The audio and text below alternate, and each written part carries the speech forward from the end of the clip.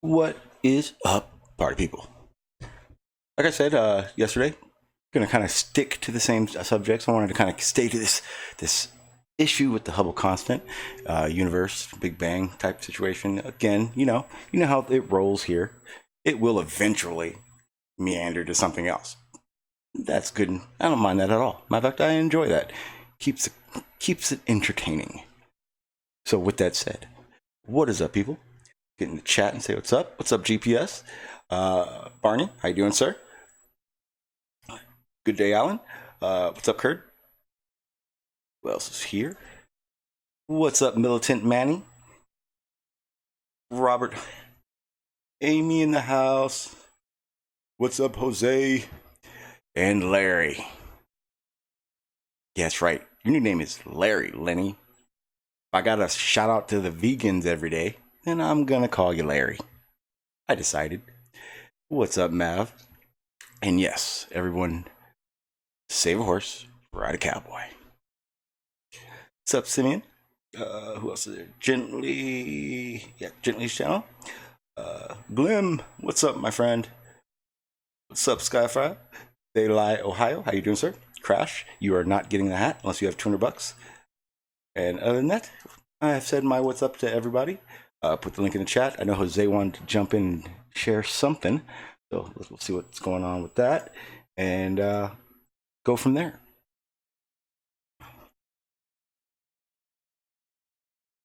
Crash, I said what's up. Stop crying. You're not getting a hat. So until we get some people over here, I wanted to have a 30-second rant. This idea, and what I'm noticing, and I witnessed today that I didn't even think I would even witness, was somebody that I know is a flat earther.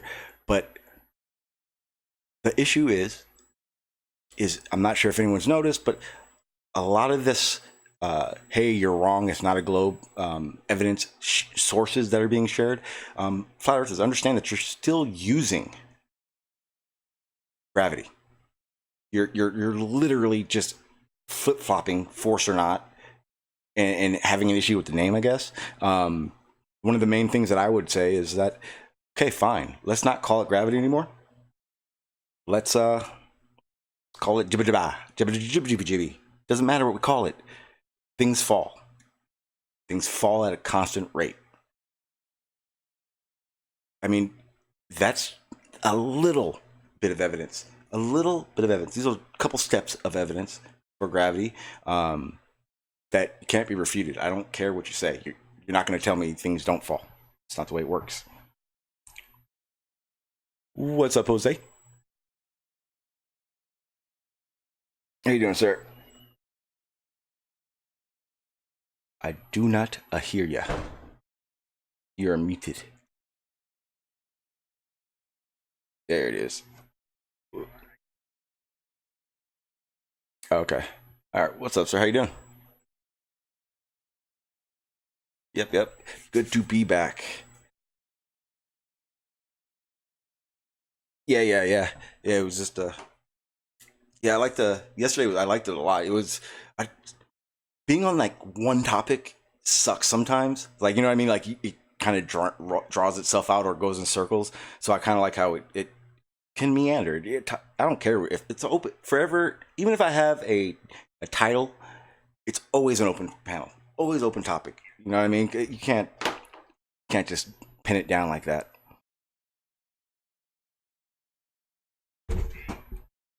And some people are going to want to talk about B and C, you know? Yep. It is what it is. I mean, it's going to kind of just redirect. Like, yeah, we can go A or B. It has to do kind of a neighborhood of the A. So we talk about it too. Yeah, because I think like chemo tries to keep that subject right pinned to something, and that's kind of why it's, you know, his stuff's starting to get old again. Yeah. But Yeah. F that stuff. You said you wanted to share something.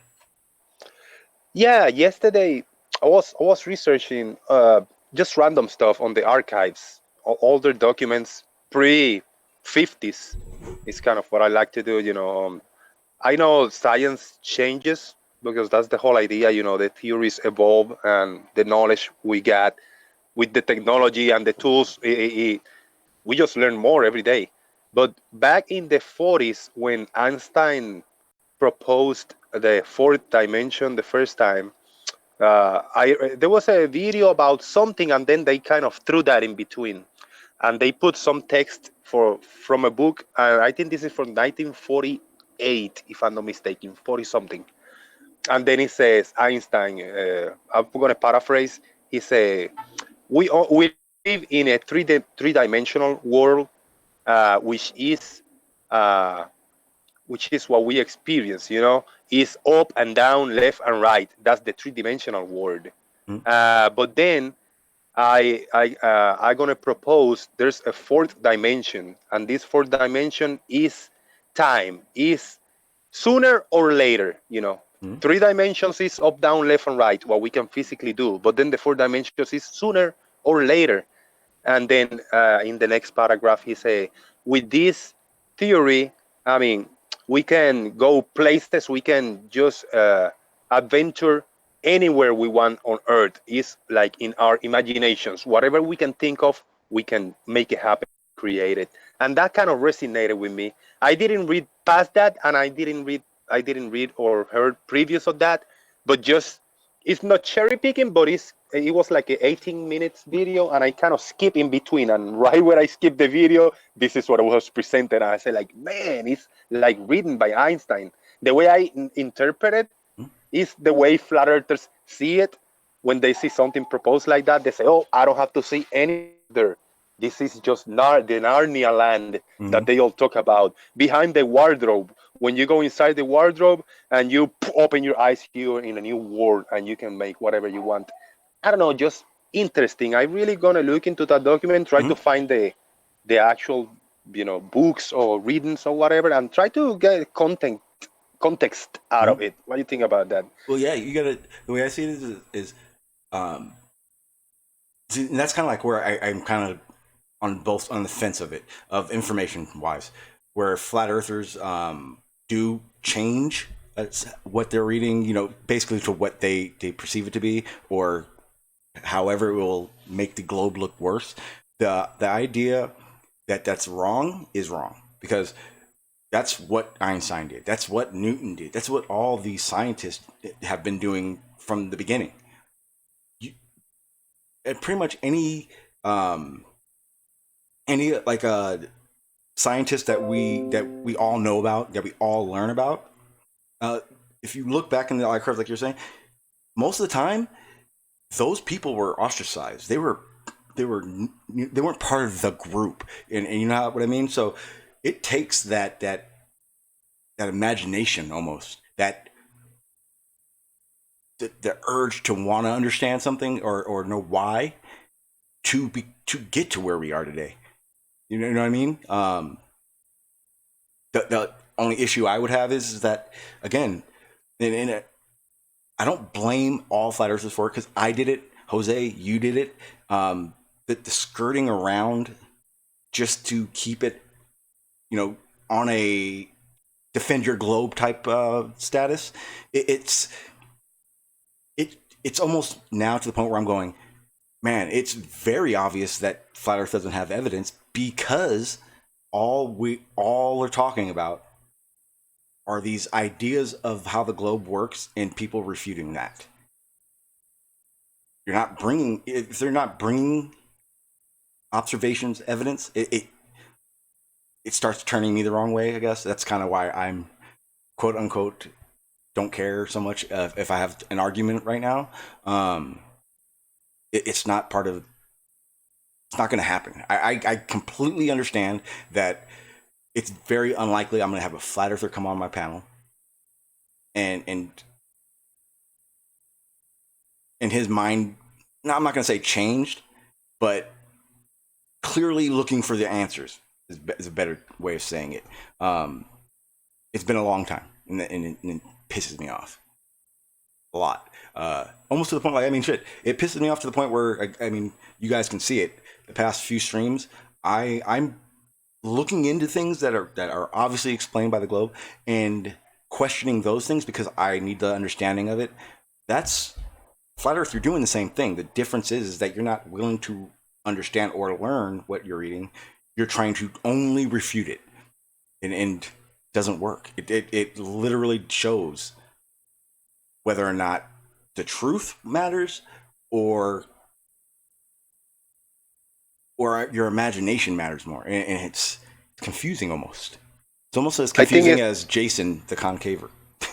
Yeah, it's a lot about interpretation of existent facts, you know, of the data. The data is presented to you and you interpret a certain way.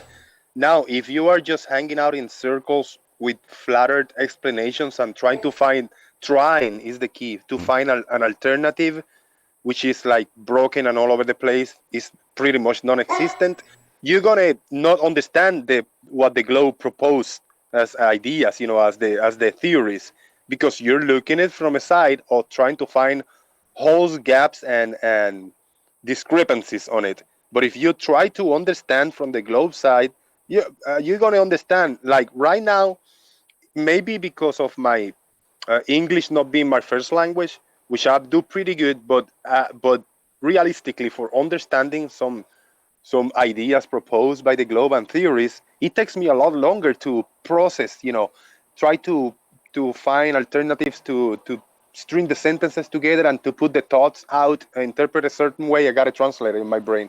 It's a little more difficult. Now, yeah, as I say the first time, I'm going back to the globe because Flat Earth doesn't have a model, doesn't have calculators, have nothing, no evidence for Flat Earth pretty much.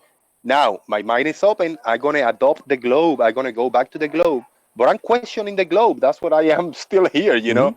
It's entertaining to hang out with you guys, but I'm really interested in the subject and I question the globe every day. Do I accept it without maybe not evidence that I done myself? Yes, because I'm not taking this satiric approach that flat earthers have to take to touch the sun, the moon to know it's real, you know? Yeah. So it's kind of, it's a double-edged sword over there. Oh yeah. And I've almost come to the conclusion and the realization and that, like you're saying, I'm 100% questioning because I don't understand everything. Far from it. It's like you were saying, the breakdown of it, and once it becomes pieces, it's time to walk away. Even better, I said it yesterday. Even if you feel like you have an understanding of something, there's 1,000 more avenues to every topic. I mean, we can start talking about something and we can branch off to something else easily because it all still has to work. Things are somewhat explainable. You know, I mean, things are explainable. Some things are not so much, but hey, again, science, like you said, science does not ever say we got the 100%. It just doesn't work like that. It can't work. It's impossible. My favorite thing now is, and I don't know, I'm pretty sure you kind of said you do this too. I presuppose. I now realize presupposing is just damn fine. As long as you're willing to look at the evidence and you know, throw out what doesn't work and try to understand what does work. Presupposing isn't wrong. Presupposing is an easier avenue for someone who can't do it all. Yeah, I hear you. And I wish I had, I mean, I don't have my laptop on hand. I'm on my phone and I got the screenshots and the actual video saved. with the actual quotes, from the book or whatever document from Einstein. I would like to for Barney to give me his take on it. Yep. Is the fourth dimension just in your imagination? Is Narnia and you can do whatever you want? What do you think about that? If you heard about that, Barney? Before you start, how you doing, sir? Yeah. Hello. I'm doing okay. If you're asking me. Yes, sir. Yes, sir. Yeah. So he was. Yes, sir. Yeah, he was kind of asking what's your version? Yeah, this of older the little video that I saw, Barney, is from the 40s. Yeah, from the 40s. I think it's the first time that was proposed, kind of to the public for people to understand where Einstein theory of relativity was about the fourth dimension being time, sooner or later, instead of 3 dimensions, which is up, down, left, and right. And I read something, and then at the end he said, like, yeah, this is the fourth dimension where we can do and think whatever we want to go. It's kind of in your imagination.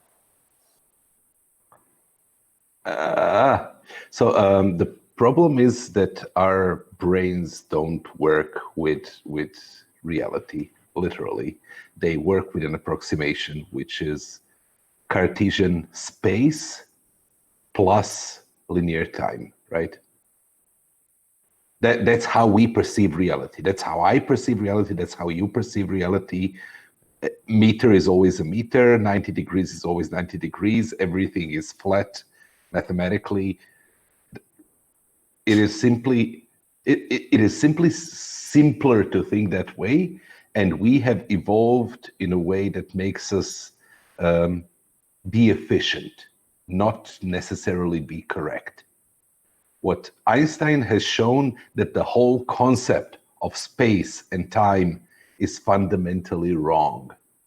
That there is no space and time, that there is no 3-dimensional space and 1-dimensional time, right? That those two things are not separate from each other or 2 different things, that they are aspects of one and the same thing, which is 4-dimensional space-time. Now, people often get into woo when they speak of higher dimensions, but yes, you can poetically say, and in the 4th dimension, we can do whatever we want. That doesn't mean anything. That's just rubbish. Reality is still reality. Everything that happens in the 4-dimensional universe are things that actually really happen. Yeah, it's instead of thinking of it as, or correct me if I'm wrong, instead of thinking of it as this 4th dimension, it's more of a explanation for how we perceive things, I guess. It's not telling us how we perceive things or how things work. It's explaining the in-between, I guess would be how I'm trying to say it. The same way it's how realistically Einstein... for me to understand a little better, I'm gonna probably go live late tonight and just play that one video, just to play the video and try to react in real time, because I didn't see the whole thing. As I say, I think it's like a 18 or 20 minutes video. So I'll do that tonight, to understanding content, to see what's going on before and after that little thing. Barney, would you say, because I kind of said there, I'm not sure if you heard me earlier when I was talking about how the majority of the scientists that we all know, we all learn about, most of the major theories are represented by a name. Usually their imaginations led them to where the status they have now, basically. Einstein didn't start going, I'm going to do this, I'm going to figure this out. It was him brainstorming, him thinking outside the box, basically. That it kind of drives science, or scientists, I think would be better. Einstein's issue was he learned Maxwell's equations and figured out what they really mean, and got to the point where those equations single out the speed of light and say there is a fixed value for the speed of light, and then correlated it with Galileo's special relativity, which says that it can't be that. And all he did was hold his head and try to think up over and over and over again, try to find ways of even thinking about it in a way in which those two things are not in contradiction, right? Because as far as classical mechanics up to that point were concerned, those things were contradictions. That was a paradox. It was impossible, literally, physically, logically impossible. And no one was going to space. Yeah, because space was measured in a Cartesian system of right angles for the dimensions and fixed distances for every frame of reference, and time was measured in seconds, which were the same everywhere in the universe. And finally, he figured out that the only solution, the only way to make it so that those two things were not, those two things which were kind of over and over and over proven to be true, the only way they were not in contradiction was if our perception of space and time is wrong. If space is not this fixed thing of right angles and infinite parallel lines, and time was not this thing that ticks equally for everybody. Yeah. Right? Go ahead, I'm sorry. In some way, it's very, very similar to the flat Earth, globe Earth debate, right?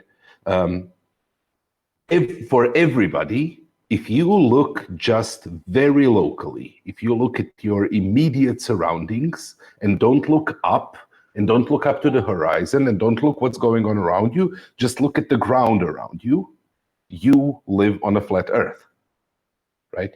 The Earth is locally flat. When you take a line of some distance, let's say a meter, and then you take another line at 90 degrees to it, and another line at 90 degrees to it, and another line to 90 degrees, you get a rectangle, right? And that's Cartesian. That's the way Cartesian geometric system works. That's Euclidean. Very basic. That geometry has been defined in ancient Greece, and it still works, right? That points to a flat Earth. However, if you increase the length of that line from 1 meter to a quarter of the circumference of the Earth, then you can do it only turn 90 degrees and turn 90 degrees and you're back where you started. So it describes a triangle. And that's what tells you that the Earth is curved. Yeah. Necessarily. That's gradual transition from a rectangle locally to a triangle on a much larger scale. Einstein figured out that space and time themselves behave in the same way. That for us it seems very intuitive and simple to think of right angles and equal distances, but that doesn't work for everybody. Somebody who is moving at relatively at a different speed than you, that has some relative velocity to you, will measure distances differently and will measure time differently. Those two things will not coincide with your measurements, even if you measure them the same way. Well, and that's that would be that'd be one way we know that time doesn't work in space as it does right under my feet, because it's not that clock. And that's one of the biggest issues. I think everyone looks at it like you were saying, it's not a tick, it's not the tick, tick, tick clock that we're thinking of. And I think when people think that way, it makes it so that whether it's on the surface or it's outside of our galaxy, tick, tick, tick, you were saying a lot of people are assuming that's what time means, when in reality it's just like Jose was saying, it's then and now, basically. So then you have a philosophical debate about that, whether it's called A theory and B theory of time. kind of does time work in a sense that only present exists and past and future don't exist? Path has happened and will never happen again, and is not something that exists, and future is something that is yet to happen and doesn't yet exist. And when it comes to exist, it'll be now. That's A theory of time. And B theory of time is kind of all of the time exists simultaneously, and we are just moving at it. In the same sense that all of space exists simultaneously. And when you're walking, it's not that your position is the only one that exists. 2 meters in front of you also exist at the same time, right? You just haven't gotten there yet. Well, you said a minute ago, the past is a past and it doesn't exist anymore. But isn't that not true based on the fact that we can look back? Under general relativity, no. Under general relativity, B theory of time is strongly indicated, because there is something which is called the breaking of simultaneity, or yes, the geodesy right? incomplete or something like that. I got like 5 minutes, and I got a question about this Cartesian geometry, if I may. Okay. So okay, let's think I accept the Earth is, I'm gonna round it up to 24,000 miles circumference, and in Cartesian geometry, you say let's use a meter line, and I throw a meter line up or whatever, 2 feet, and then to the right and the 90-degree angles, it will make a square. Now, I'm paraphrasing you. If you throw this line longer from point A and point B being 1/4 of the Earth, let's say roughly 6,000 miles away, and then we throw from point B a 90-degree angle up, we're going to be looking, I guess, at a star or planet, because I mean to guide it through something, or could be something physical. I don't think it could be something physical because there's no something physical too high to throw this line. So if I'm in point B, I'm gonna look up to a star, let's say Polaris, which it doesn't move. And then from that point, if I throw a 90-degree angle, thought experiment to the right, it's gonna go back to me, gonna make a triangle to point A. I don't understand this triangle in a quarter of an Earth. I mean, following the surface of the Earth, right? You don't perceive any curvature, but the curvature is so gradual that as you walk without turning left or right, you walk in a straight line for 6,000 miles, as you have calculated, right? And then turn at 90 degrees and walk 6,000 miles, and turn at 90 degrees and walk 6,000 miles. You will end up where you started. I understand now. There is Earth. We're throwing the lines through on ground-based lines. I thought it was a triangle from point A observer to point B, and then looking up. I thought it was. That's kind of the breaking of intuition, where a lot of flat earthers, like, for you walking out that distance, you will never have the sensitivity to notice that you have turned. Right? That you have turned vertically around the Earth. For you, it will be as though you're constantly walking around a flat plane, along a flat plane. If you walk in a straight line on Earth without ever turning anywhere at all, not even a little bit, after 24,000 miles, you will end up where you started. Right? And that tells you that the surface of the Earth is not flat, that it is not Cartesian, even though our intuition is that it is, even though our senses tell us that it is on a small enough scale, it is so close to being Cartesian that it's literally simpler for our brains to process it as though it is, instead of adding the thousandths of an inch difference in our sensory environment, right? In our local environment. A while ago, I'm not sure if you remember, Barney, Dr. Bob came on, and he actually did the fight paths, basically illustrating how what you're saying, basically. And he showed that the distances that are flown, how they work on what we know the fight paths are, But then he did something that I had never seen or even heard someone doing, where he actually straightened the flight path, and it's very clear that the triangle doesn't happen. the distance no longer works. It changes. It literally becomes longer or shorter, and it doesn't work. When Yeah. and that was always an argument for a long time for flat Earth, that arc was a fake arc. You know what I mean?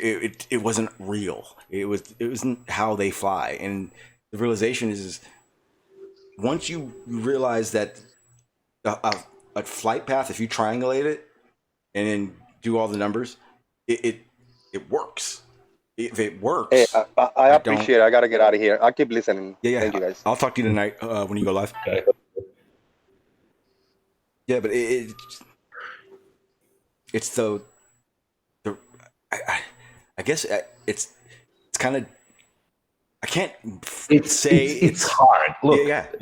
Exactly. There's no question about it. It's hard. Why? Because our brains literally try to simplify things in a way that it's easier to think about them. Mm-hmm. When you think about something that's approximately a circle, you think of it as a circle, right? When I don't know, when I take this, right, you will see that as a circle, even though it's very much not. Mm-hmm. Yeah, our brain instantly goes to circle, sees the dimension of the circle, and we kind of brush off everything. Why? Because circle really needs only two pieces of information in your brain to be understood. It's center and its radius, and everything else is defined by it. And you get this very simple cognitive concept that really doesn't require a lot of brain to work with.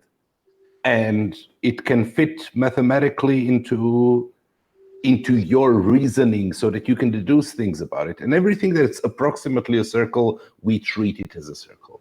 But this is less of a circle than Earth is a sphere, even though we usually approximate, we usually don't say that the Earth is a sphere. We say it's a geoid or an oblate spheroid or something like that, right? Yeah. Because we know the minutia, but it's more of a sphere than this is a circle. Yeah, exactly. Right? Yeah, it's and the fact that we that has made us very successful. The fact that we can the process, the cognitive process is called abstraction.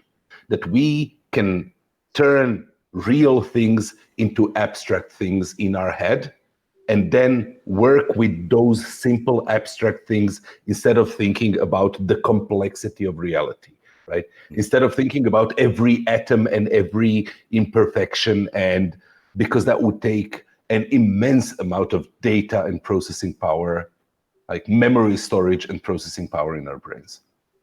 Right? Yeah, I see what you're saying. Whereas working with the abstraction makes it so that you only need two variables and you can do them on a piece of paper, no problem. And your answer, your prediction will be good enough. Yeah. Right?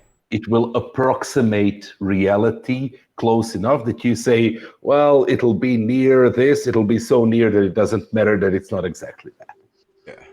Yeah. Right? And that's how our brains work. Yeah, we always give ourselves a margin of error.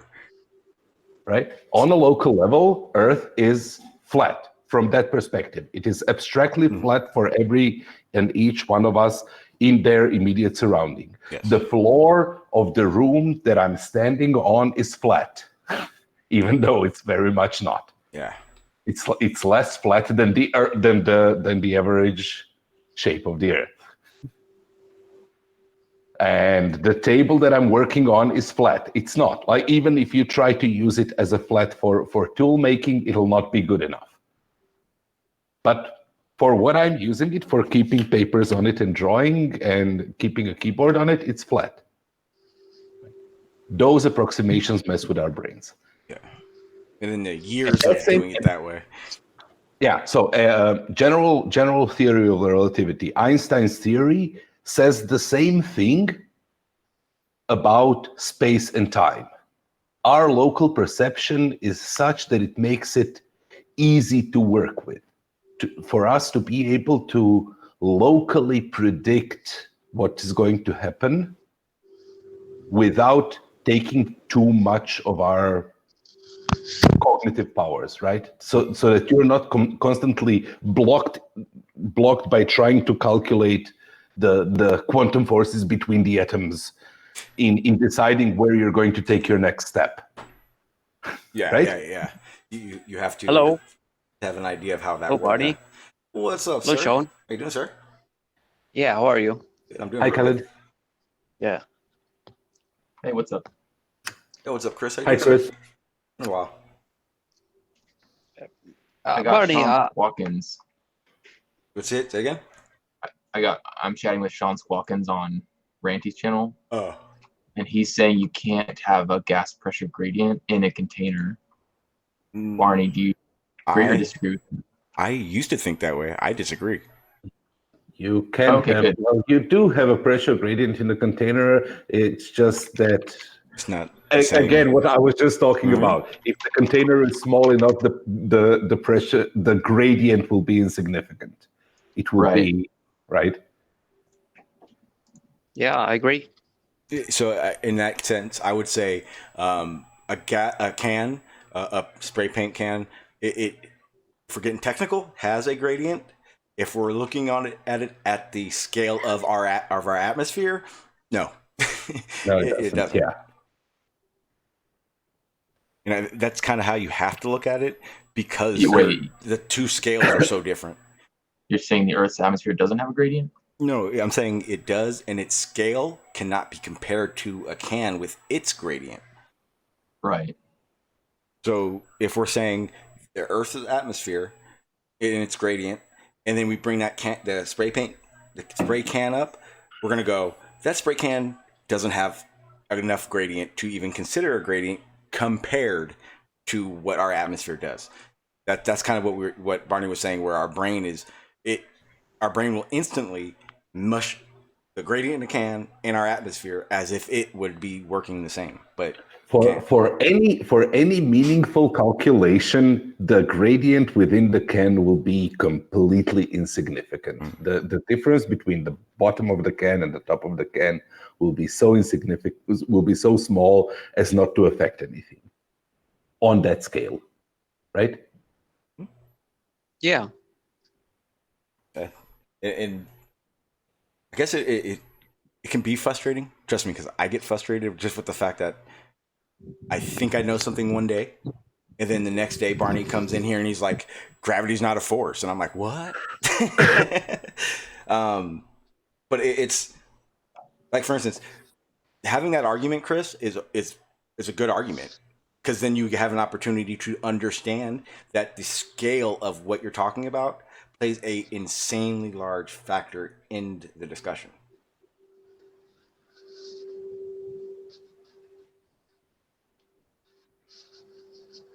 And go ahead. I just wanted to say that even if the Earth is flat and it has a dome to contain the atmosphere, we have pressure gradient. So at around 100 kilometers above the flat Earth, the pressure will be almost zero from that altitude up until the roof of the dome. There will be vacuum. So even on a flat Earth, there would be Relative vacuum. But you're not saying exactly. with the dome, with the container dome, you could have a pressure gradient, and towards the top it would be near zero, like a vacuum. Yeah, if it was taller than 100 kilometers, yes. It would act as the can does. But so why wouldn't the particles, the molecules, go all the way to the top? Gravity. No. Hold on, Barney. No, there's no need to talk about gravity or molecules. We just need to talk about facts. That at around 30 kilometers, the pressure, the value of the pressure is like 0.001% of the atmosphere. So it's decaying. It's going to be zero anyway. That's by experience and by yes, but that gradient of it's denser at the bottom and less dense at the top is directly caused by gravity and explained by gravity and stems, like mathematically directly stems from gravity. Yes, you can So do that. if you remove gravity, if you say there is no gravity and create that container, then you would get local gradients, but you would get an average overall equal pressure. Well, What about temperature? Well, yes, temperature would affect it. That's why I said you would get local. Like if it was warmer somewhere and colder somewhere else, you would have less density where it's warmer and more density where it's colder. Right. Right. So you know and the pressures would be striving to equalize between those areas, causing winds and everything that happens with the weather.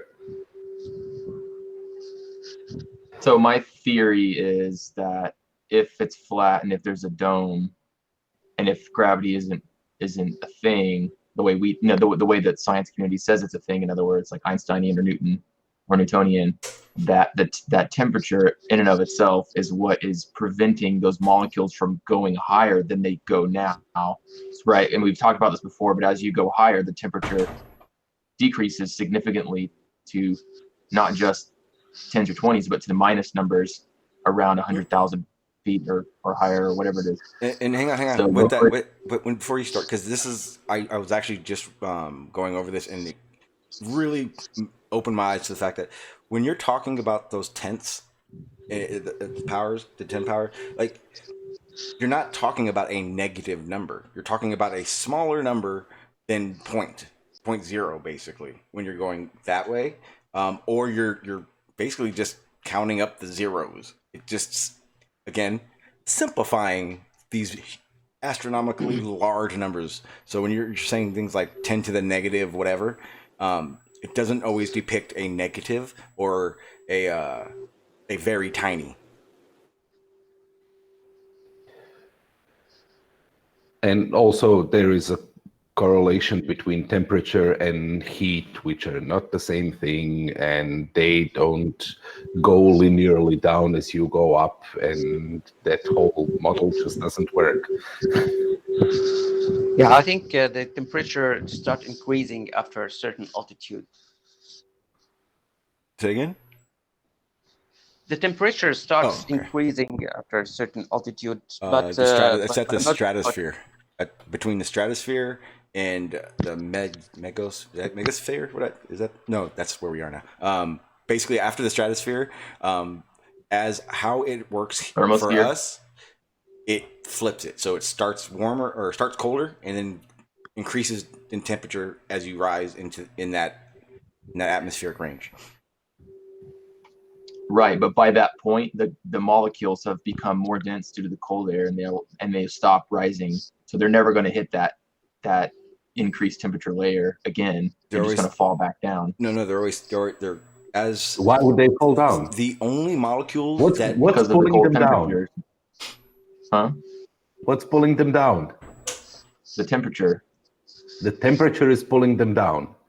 Yes, you said yourself a minute ago that the cold temperature will make the gas molecules more dense, right? So because they're more dense than the molecules that are now around them, they're going to fall. It's just a hot cold cycle. It's a pressure cycle.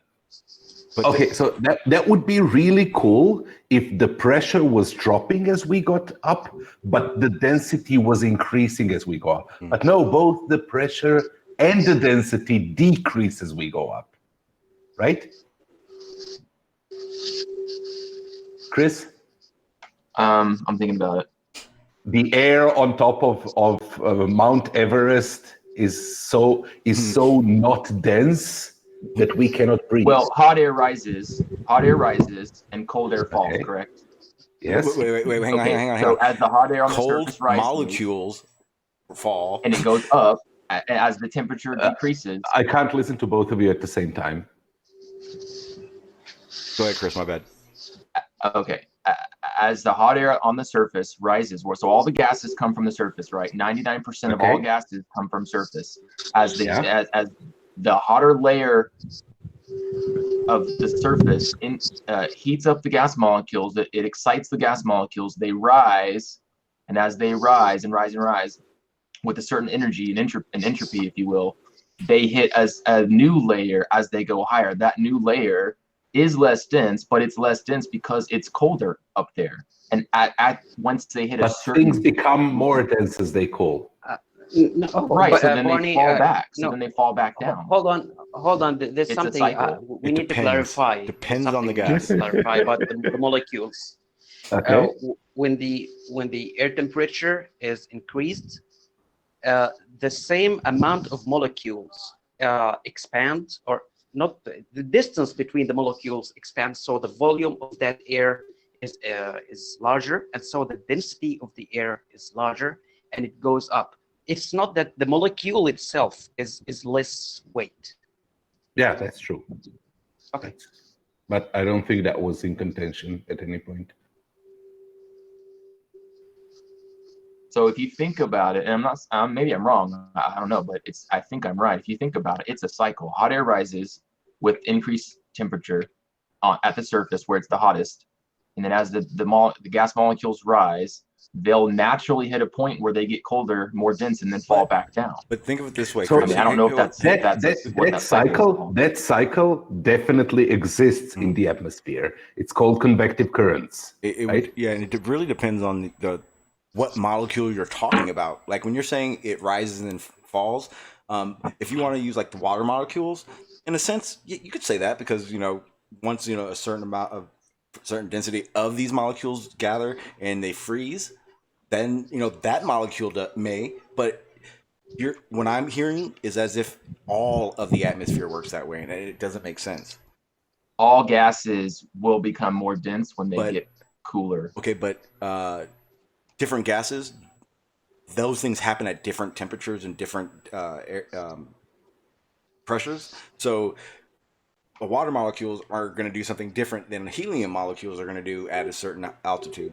So helium isn't going to do the same thing. It's not going to form a rain cloud. It's not heavy enough. It doesn't work that way. So, Chris, there is a grain of truth in what you're saying, right? Convective currents do exist. Yes, hot air does go up, gets cooled, and then becomes the cold air that goes down and creates a vertical current. The hot air usually, since it can dissolve more moisture than cold air, it'll bring up that moisture. As it cools, it will release that moisture to accumulate on the dust grains and everything, and you will get clouds, right? Basically, you just described the high and low pressures that we observe. Yeah. However, for things of different densities, of different, density is literally mass over volume, right? For more dense things to go down within a medium and less dense things to go up, you need a constant force downward on everything. Buoyant force is a consequence of gravity. The cycle that you're describing is a consequence of gravity, right? It cannot be the cause of gravity. You need that I'll give force. you gravity if you give me the dome and it's flat. Hey, Chris, I like your style. That was good. I like that one. I can work with that. The thing is, you said discarding Einsteinian gravity and Newtonian gravity. I to some degree, I understand that you want to or could discount Einsteinian gravity based on misunderstanding, based on not being able to accept what the theory is saying. However, Newtonian gravity is not a gravity that says that gravity exists. It is not a thing. It does not say that gravity is a thing of its own. Newtonian gravity just describes how things behave without looking for what the causation of that behavior is. And it calls that behavior gravity. It says that in relation to their mass and distance, things attract each other. And they behave mathematically those are all the only things that you need to know about them to predict their behavior, right? That's all it does. It doesn't say it's, I don't know, a particle going between them, or it is some kind of a field. It doesn't say anything about that. It just predicts how this fucking big letter will act if I let go of it. And it doesn't act according to Newtonian gravity. So Newtonian gravity is real. It's just like, even if Riley is completely correct in saying that it's relative density or density gradient or whatever, Specific gravity. then he has described how gravity works, but it's still it is still Newtonian gravity. It is still described by the formula that Newton gave, right?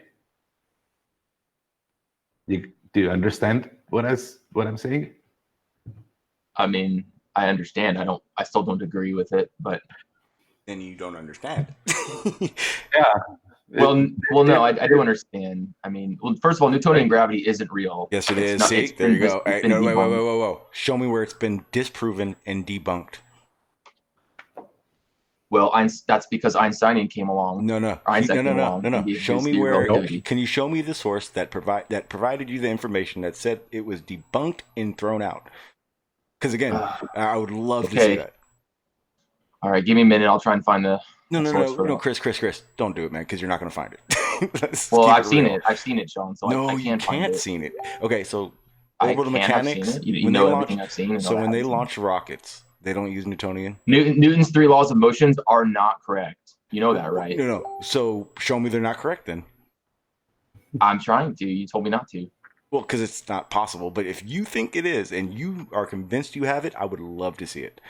Because what the statement you made is just, it's not even true. It's not even possibly true. It is true. Okay, so how did special... Einstein himself I have an said, idea. Okay, Einstein hold on. created special relativity, correct? Yes. How? Because you do know that general relativity and space-time wasn't part of that. Newtonian was, though. Listen. All I'm telling you is that Einstein himself has debunked Newton's laws of motion. You keep saying Einstein debunked. says that it's the bending of space-time. Listen, Einstein says it's the bending of space-time that's causing this attraction effect, right? They don't even call it a force in Einsteinian nomenclature. So if it's not a force due to Einstein, then you don't need a force to cause movement or something to move. But even under Einstein, it is a force within our accelerated Cartesian system of measurements. He used if you it that measure way. space and time separately and are doing it on the surface of the Earth, which is both moving and attracting accelerating things, right? Then you will measure a force, because acceleration, position, speed, and acceleration are just numbers relative to some metric. And what Einstein said was, the metric that we're using is wrong. Meters and seconds are the wrong way to think about reality. They are good enough approximations on small scales, but when you get large enough, masses, when you get large enough speeds, the error just increases and increases and increases, and you get wrong answers. But on our very slow, very small scale, it works, and the force is real within our frame of reference, even under Einstein. Well, Einstein said that the scales don't matter. Wait. The whole scale argument, small and large, it doesn't matter. Everything is quantum. Everything is at a quantum. Hang on, Chris. Yeah, that statement you just made, we can do that here on the surface of Earth. You can tell that. mean, realistically, go blow a balloon up like a regular balloon, and then go blow a freaking hot air balloon up with just your breath. Try it. Scale matters. It doesn't matter when you're talking about quantum physics. There are symmetries in nature that cause invariances respective of certain changes. If you change the position of something and are careful to bring enough of the environment that the conditions don't change with the changing position, the changing position doesn't affect anything. The changing speed doesn't affect anything. Chirality doesn't change anything. Charge inversion doesn't change anything. Time inversion doesn't change anything. Those are the invariances. Scale is not invariant in that way. Why? Because if you change the length of something, its surface changes with the square of that length, and its volume changes with the cube of that length. So the proportions of the length, the surface, and the volume are non-linear. Therefore, you will get changes, physical changes in the laws of physics if you just randomly scale things up and down.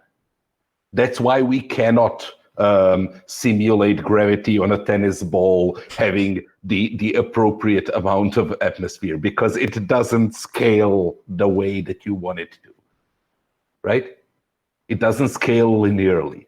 Things go out of proportion. And there are certain proportions where an Earth with an atmosphere is possible, and way below that it's not possible, and way above that it's not possible.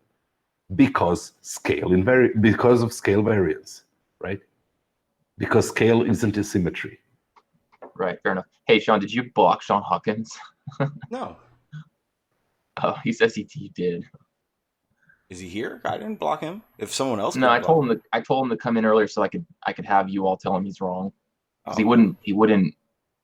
Why the fuck would I block Shawn Hawkins? I don't know. Maybe you didn't. But no, anyway, I didn't. I gotta go, guys. I gotta go to the grocery store. All right, Norris. Thanks. Peace. Yeah. Well, it's actually a good topic to keep on. Because that is the issue.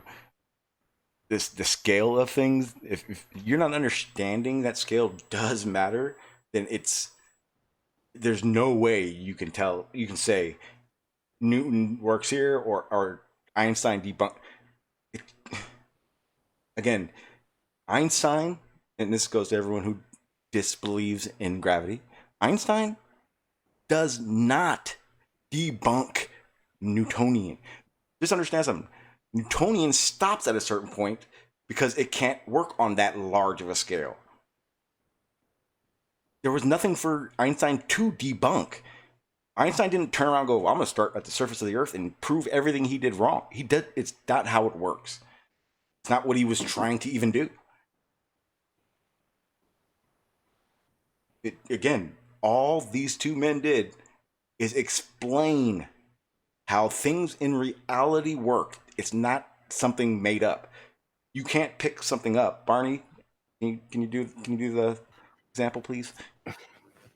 You can't pick something up and it go up. It always does that every time. So, okay, one way of saying it is Einstein didn't debunk Newton. He didn't prove Newton wrong. He proved Newton insufficient. He proved that Newton only works on our local scales and masses that are and speeds that are kind of available to us in everyday experience. That if you go beyond that, if you go beyond our everyday experience, it just doesn't work. Now, in that sense, yes, he did debunk Newton. There is a very specific way in which he did debunk Newton, right? If you consider Newton to be working as a universal rule that works always under every condition, then yes, Einstein proved that wrong. Yeah, if they were actually competing, then I think Einstein But everything that Einstein does actually confirms Newton on a small enough scale, on a local scale. It not only confirms it, it explains it. Where Newton couldn't provide us with an explanation for that gravity, where he could only give a description of motion that he called gravity, Einstein provided an explanation, a description of why that force exists. Why do we measure it at that scale? Sorry, go ahead, Khalid. Yeah, sorry. I realized I was sitting in front of the fan and I was muted. I didn't know. Okay. just tell me the next time. Okay.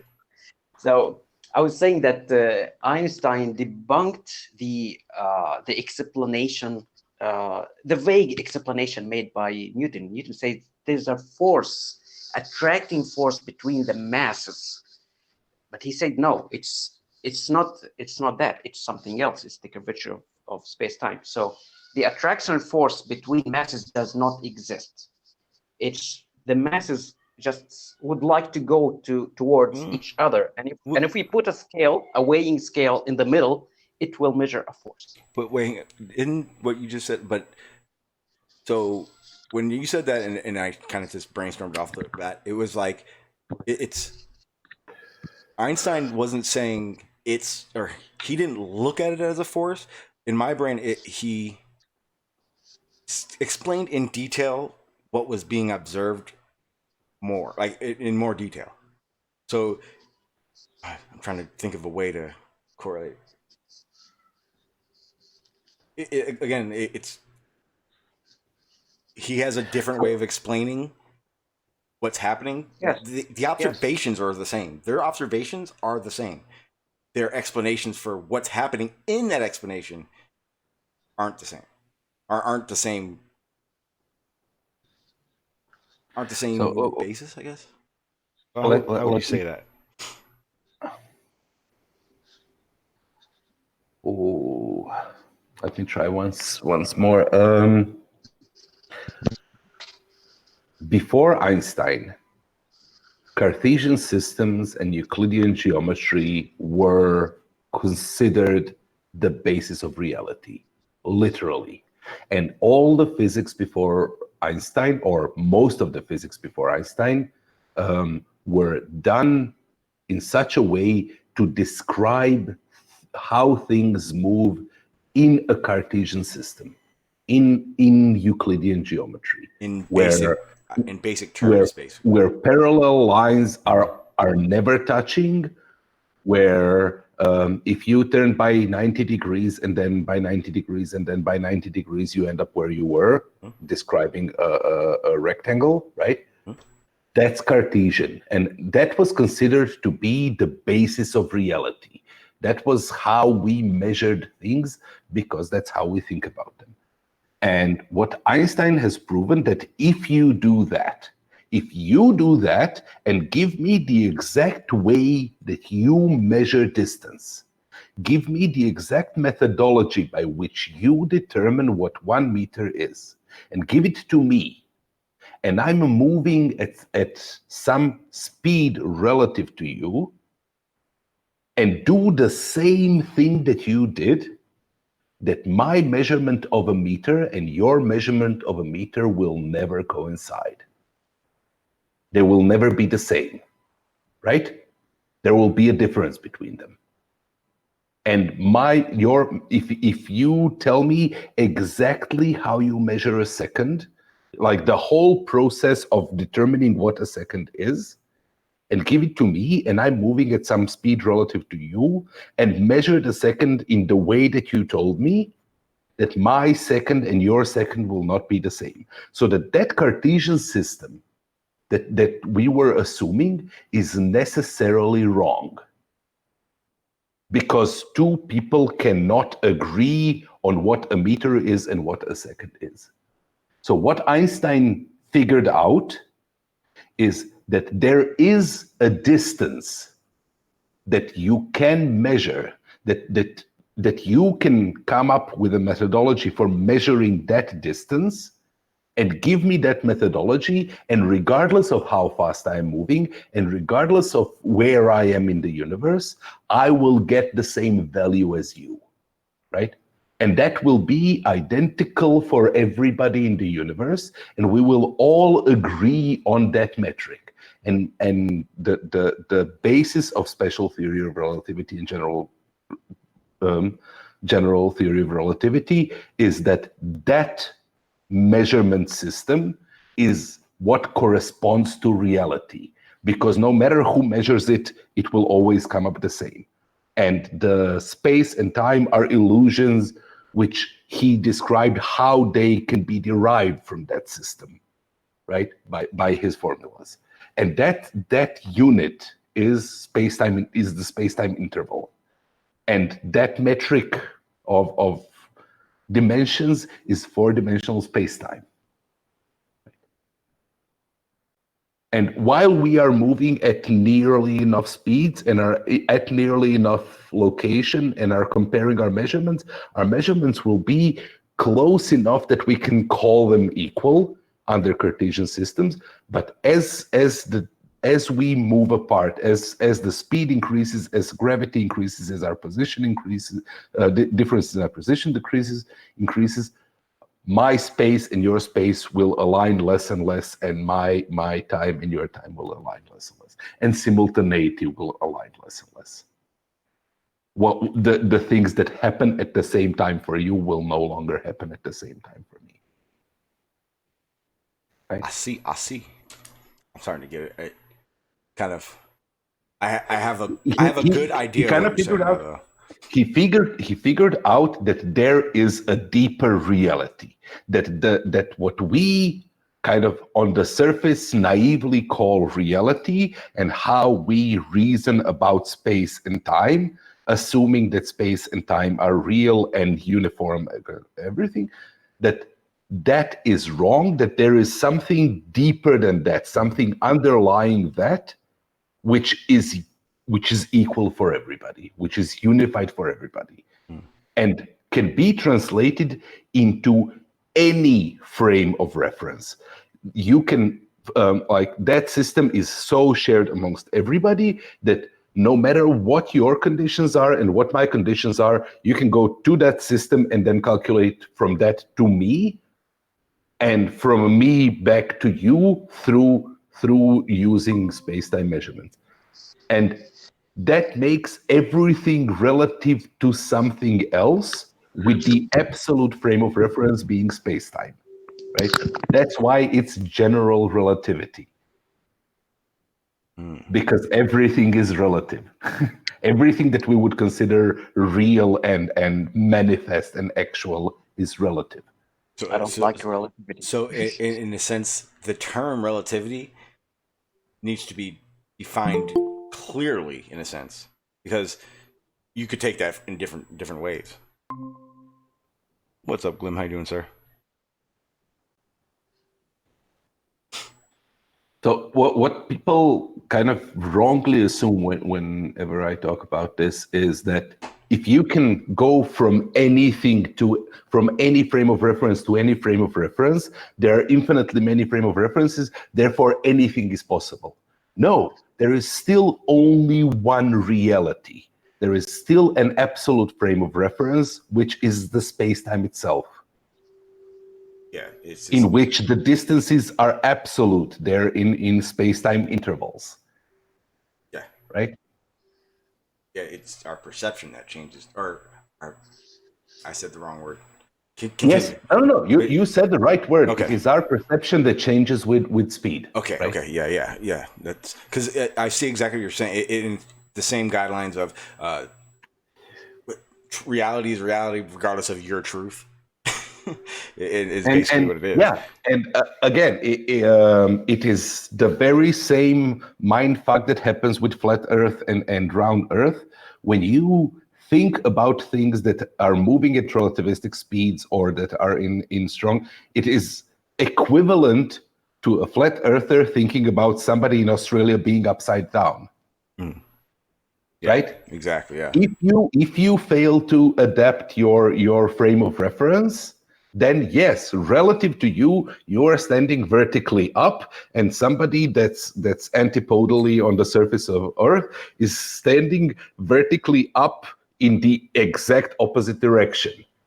That's counterintuitive if you imagine the world in a Cartesian system.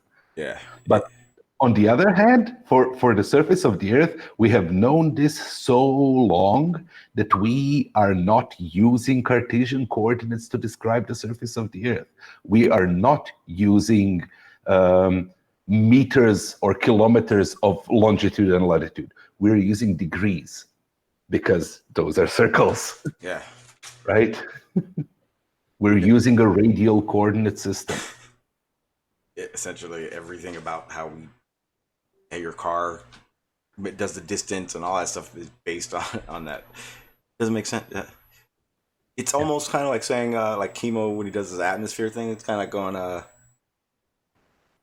relativity isn't real. Is basically what Chemo's doing, or the majority of the flat Earth content creators, I would say, better.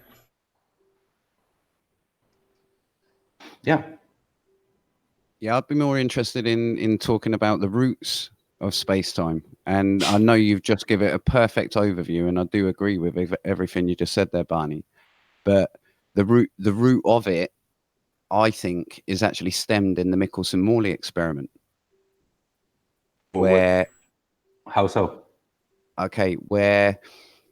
Put it this way, as I understand it, please correct me if I'm wrong, but as I understand it, Michelson-Morley had done the experiment.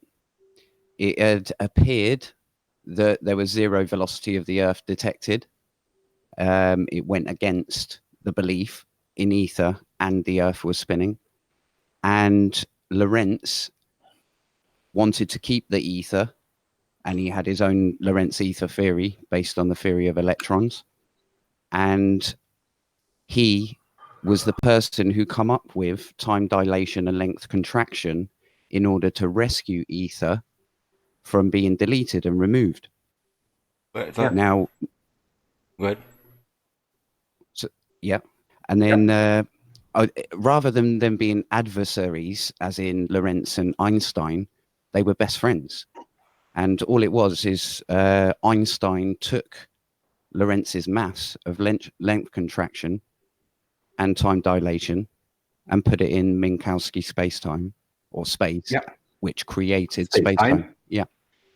So its roots have links to the flat Earth in as much as, or should I say, sorry, flat Earth / stationary Earth, geocentric.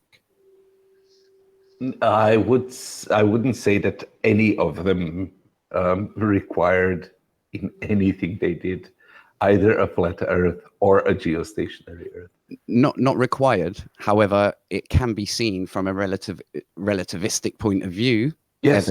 Evidence in favor of a stationary Earth. If ether existed, then that determined either it was a dynamic ether or there was no velocity of Earth spinning. No.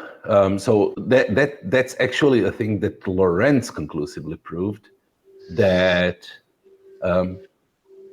ether is essentially undetectable. Like, and when I say essentially, I don't mean good enough that. No. I mean, like, really, absolutely undetectable. Yeah, cannot. No, I agree. That ether is relativistic, and that's why he praised Einstein so much. Yeah, because the combination of their two works, kind of, if you just apply it to Lorentzian spacetime, to his description of electrodynamics, what you get is a system in which one frame of reference is special, but there is no way in which you can detect which one it is. Exactly. Yep. No, I right? get that. You can arbitrarily choose anyone. Mm-hmm. Now, I think what you're saying is, and I arbitrarily choose the one in which the Earth is stationary. Mm-hmm. Yep. As the natural born one, but is not necessarily absolute, but saying that it is absolute. Yeah. Yeah, exactly. No, There is no requirement for it to be absolute. And furthermore, their agreement was about special relativity, not necessarily about general relativity. And you cannot describe the rotating Earth or rotating space-time of the universe around Earth in special relativity, because you cannot describe the gravitational field, you cannot describe the acceleration of motion, you cannot describe the forces, you cannot, right? None of those things work in special relativity alone. That's why it's special. It works only in certain frames of reference, which are flat. Yeah. Right? That's it. Well, it's the GR. Mathematically flat. GR is the curvy one. Yeah. And GR is the curvy one. And for you to stop the Earth and make the universe go around it as a relative frame of reference, you need general relativity. Yeah. Yeah, and that falls down at fast. Glenn, when he was doing Erebus, yes, he was explaining this, Barney, kind of what you were talking about with what would happen if the universe was rotating above us. Our observation would be so completely different based on the trajectory, the moon's orbit above us, quote unquote, compared to Mars, above us, and everything in a sense would just be thrown off because things would have to travel faster, right? I don't think of it. I don't think of it like that. There are two very distinct ways to think about it. And one of them just doesn't work, and that's the one that you're describing. Mm-hmm. And the other one absolutely works, and there is no problem with it, right? So one way is that the Earth is stationary, and the space-time is stationary, and all of the things in the universe are rotating around the Earth. That doesn't work. You cannot have that. Things will be moving through space faster than light, very, very very quickly. Right? You'd have to run a scale. They will have weird trajectories that will require some external forces acting upon them that cannot be ascribed to anything. Things will be randomly pulled toward there, and then randomly pulled toward somewhere else, and then stop and then move. Those things don't work, right?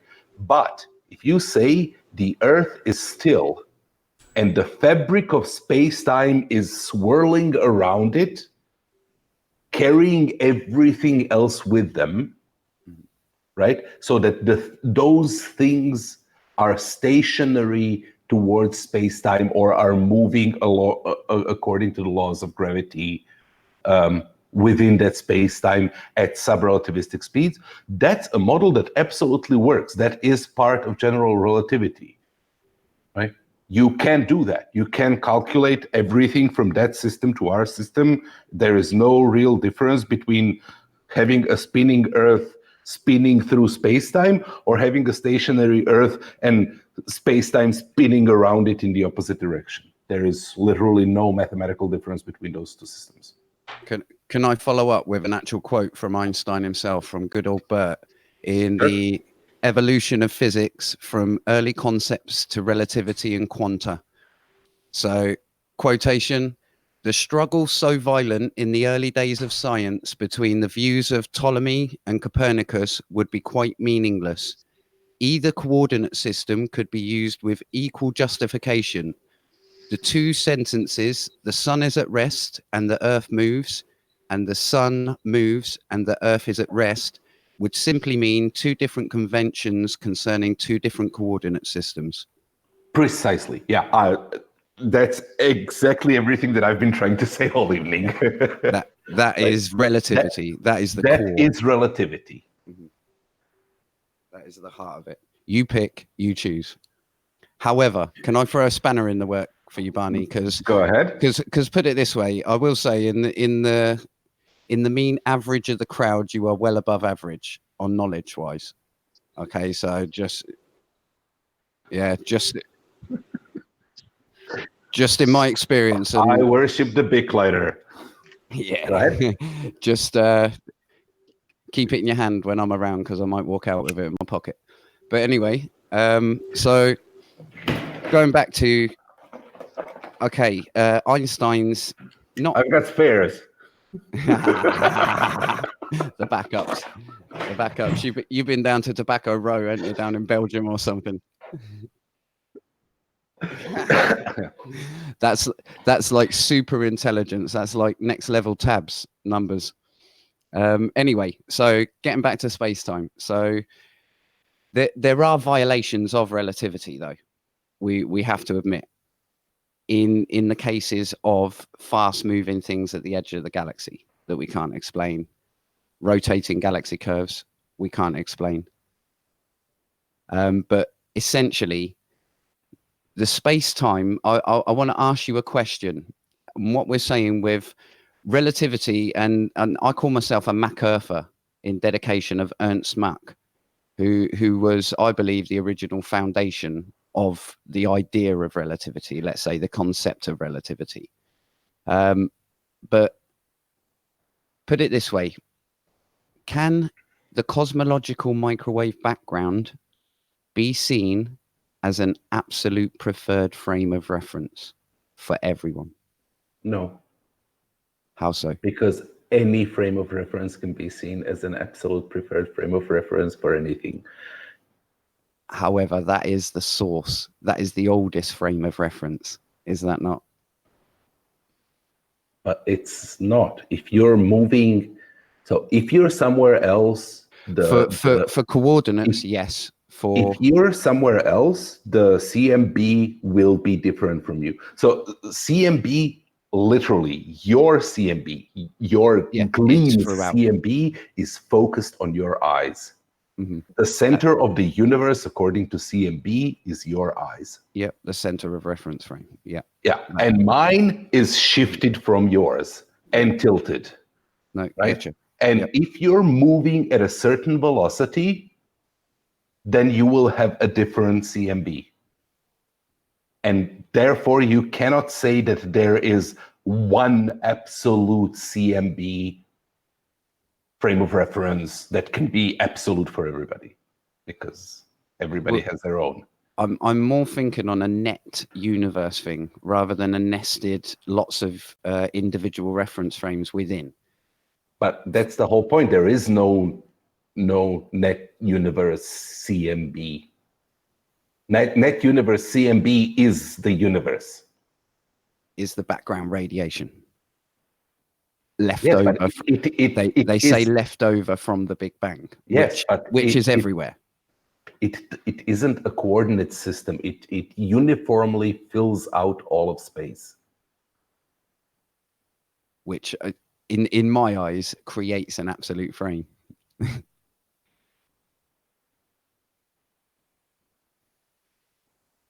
Because it doesn't give you information about where you are or how fast you're moving or in which direction you're moving, right?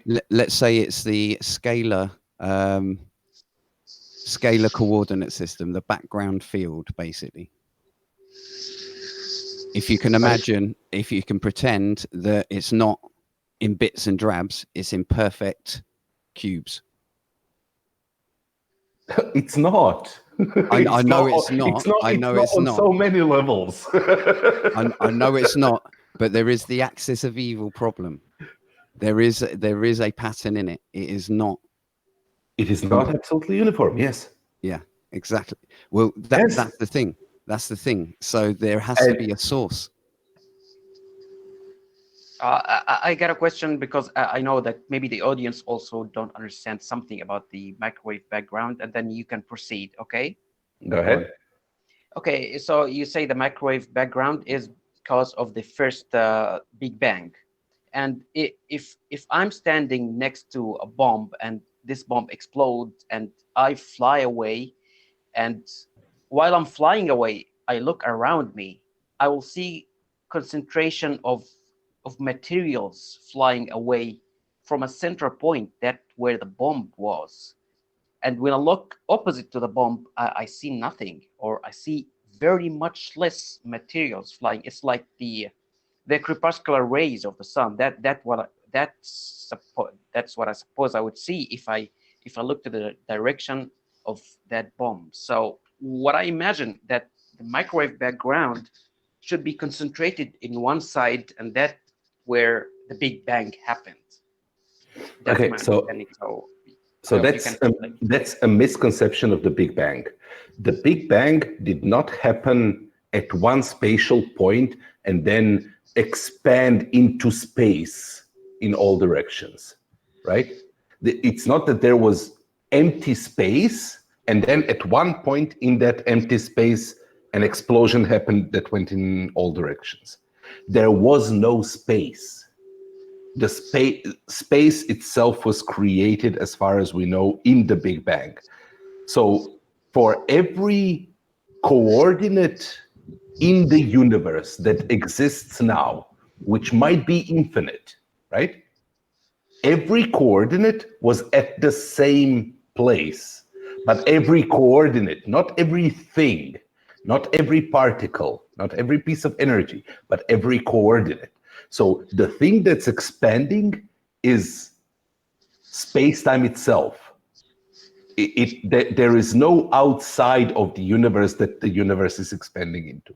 Kind of like I was in the center of the best illustration that I know of that is an inflating balloon, right? If you put a point on a balloon, or 2 points, or as many points as you want on a balloon, and then inflate it, all of those points will be, if you look at it within the surface of the balloon, they will be moving away from each other. But there will be no central point anywhere on the surface of the balloon where you can point it is expanding from there, right? Every point is expanding from every other point. And you can pick any point on the surface of that balloon and measure from there, and everything will be expanding equally in all directions from it. So like I was in the center of that bomb. Like you were like you were the center of that explosion. And that's precisely what I was just telling Gleam a little while. Like, when you talk about the observable universe, each of us has an individual, personal, visible universe, which is centered between your eyes, if you perceive light of the Big Bang, right? Okay. My observable universe is 2,000 kilometers, let's say. I don't know where you are, but let's say 2,000 kilometers shifted in one direction from your observable universe. I see 2,000 kilometers more of the universe to this side, and you see 2,000 more to that side. Okay, I got it. Yeah. Okay. Thank you, Gleam. I fully understand that. I do fully understand that bit. I do actually get that, but what I don't understand is that it is mainly used, the CMB is mainly used as the rest frame of the universe. There is such a thing as the CMB rest frame. Yes, I know. Yeah. And there is preferential due to the axis of evil. There is a preferential redshift in it, which says that we could be moving in the opposite direction. We could be moving relative to the radiation of the CMB. Yeah, but that still doesn't create an absolute frame. Well, I understand that, because relativity is relativity. You can select anything, but in my eyes, you can select anything, but you cannot say this is reality that all those other things are derived from. That's what absolute would mean in respect to general relativity, that there is some frame of reference which is real, and all the others are derived from it in some way. So if I drop, what would the Higgs field be? What do you mean? Meaning, if that is the background, the assumed origin, Because wasn't it the boson that was found, but the actual field is still yet to be confirmed? No, quantum field theory, everything is just fields. Yeah. If you find a particle, you have found a manifestation of that field that proves that field true. Mm-hmm. Well, as I thought it with the God particle, obviously the Higgs was said to be the origin. Is that incorrect? The origin particle. That is incorrect. The whole God particle thing. Now, I'm not sure if this is apocryphal or not, but from what I know, the term in the article that described it was the goddamn particle. And the spell checker removed the word damn. Gotcha. Because it's a curse, right? So, gotcha. I see it as for matter, but not energy. I see it for matter, but not fields. Higgs is not in any way source of other fields or a progenitor of other fields or the cause of other fields. The only thing that it is an explanation of why things have mass. Because they couple it's exactly with that. It's all mass related. Yeah, that is that. But then this is what I was thinking. The Higgs particle is responsible for the mass. The Higgs field is responsible for the energy, for the fields, the electromagnetic. No. The Higgs field is responsible for the mass, and the Higgs particle is an excitation of the field. The Higgs particle doesn't actually do anything. Yeah. It is part of the field. It's the excitation, the perturbation. Yeah. Of the medium. That's one other thing about the kind of the field theory. If you imagine a field as a taut membrane, it's a three-dimensional membrane, let's say, but let's think of a two-dimensional world, and you have a membrane. If you wiggle that membrane, you get waves in it that propagate and move and interact with each other. So quantum field theory kind of says all of these membranes are constantly vibrating. That's it. And where those waves are of a certain configuration and of a certain shape and of a certain locality, that the energy is condensed, you will be able to detect a particle of that field. Yeah.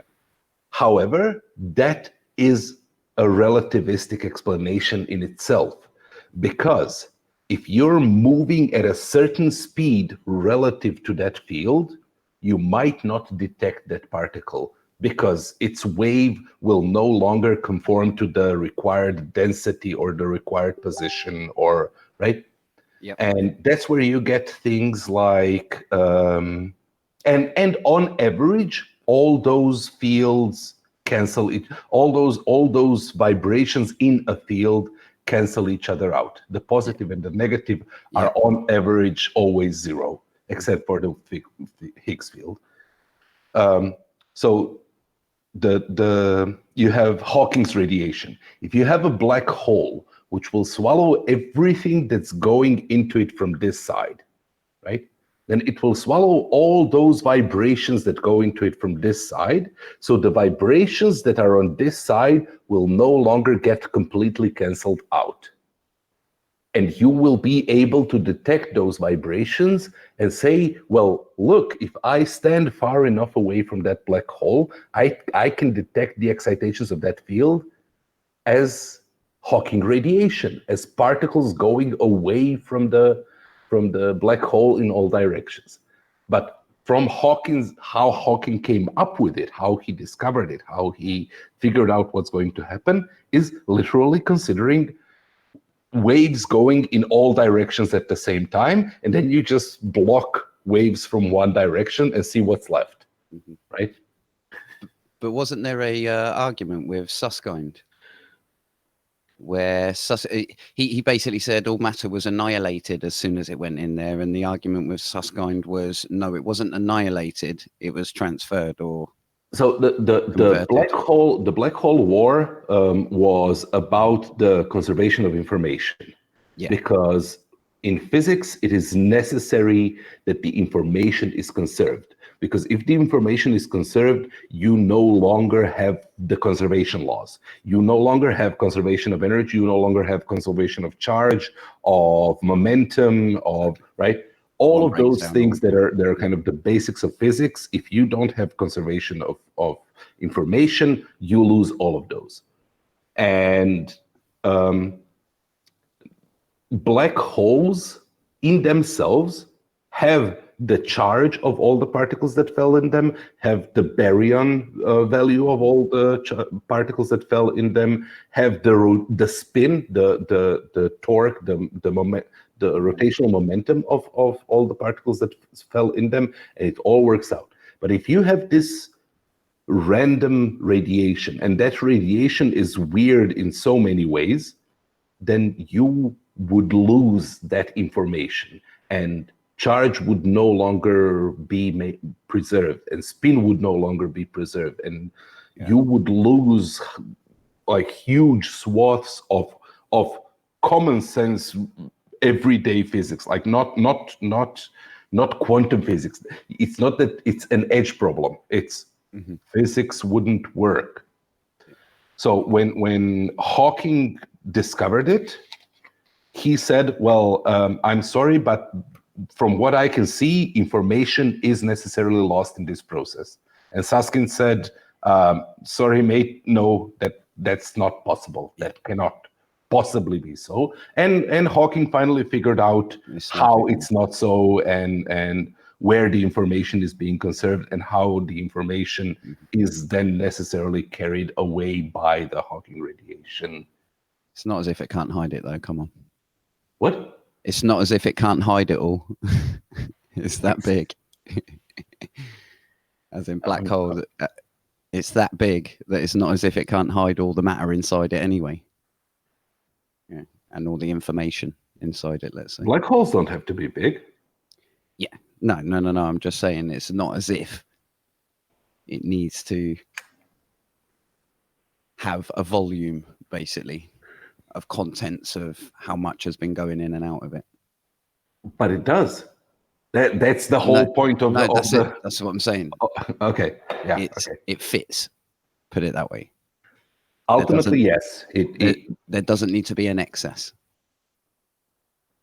Ultimately, yes. He has surrendered the possibility that the information gets lost. The information paradox does not exist. Everything is conserved.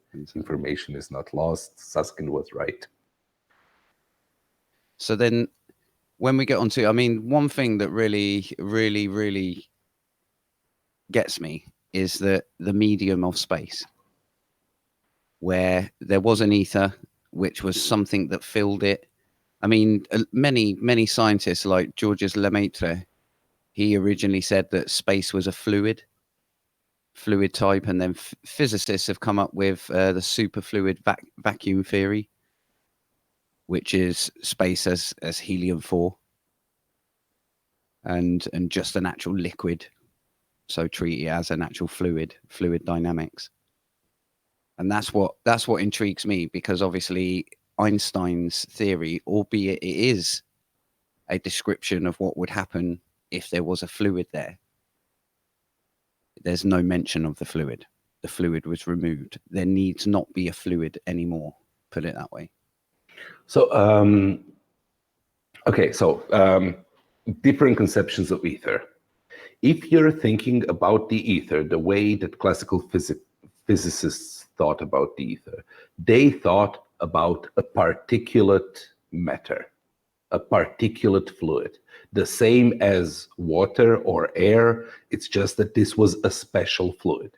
Now, in a sense, like we talked about this last time, in a sense, you are right. Ether has been confirmed, right?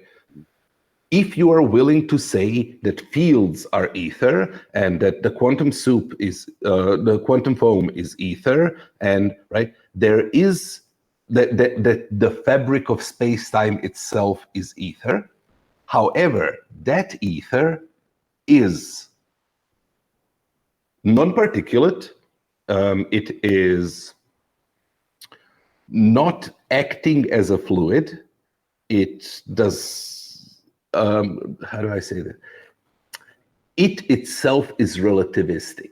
There is no way for you to determine whether you are moving and therefore detecting a higher frequency of waves, or you are being still and are detecting a higher frequency of waves, right? There is no way to distinguish between motion and frequency. Yeah, I get right? And that's general relativity. That's relativism in quantum physics, right? Yeah. I So mean, in a sense, yes, ether has been confirmed.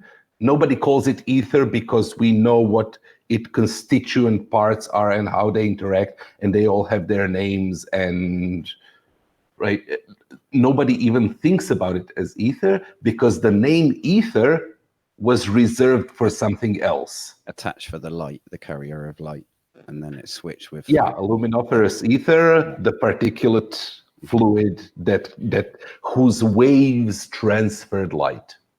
That doesn't exist. That ether was conclusively disproven by Michelson-Morley experiment. Mhm. Yeah, that type of ether, definitely. Yeah, not get Yeah. that. The And absolute that- one. Mhm. Yes, that ether doesn't exist. Mhm. This other kind of ether, that is subsumed under general relativity and under quantum physics. Yeah. Yeah, it was never disregarded in as much as never assumed not to exist, but it wasn't necessary for it to exist anyway, because the maths were the maths, regardless of whether you consider it there or not. It's the same thing.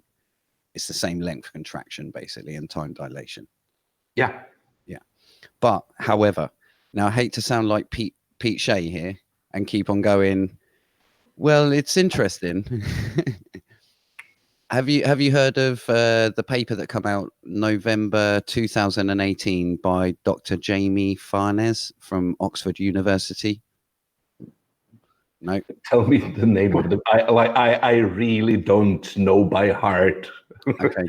Now, bearing in mind all we've just said there, his idea was to basically merge gravity, dark matter, and dark energy into one single fluid. The dark fluid. Yes, dark fluid. Negative energy fluid. Yes, I have. Exactly. And it was the negative component of mass.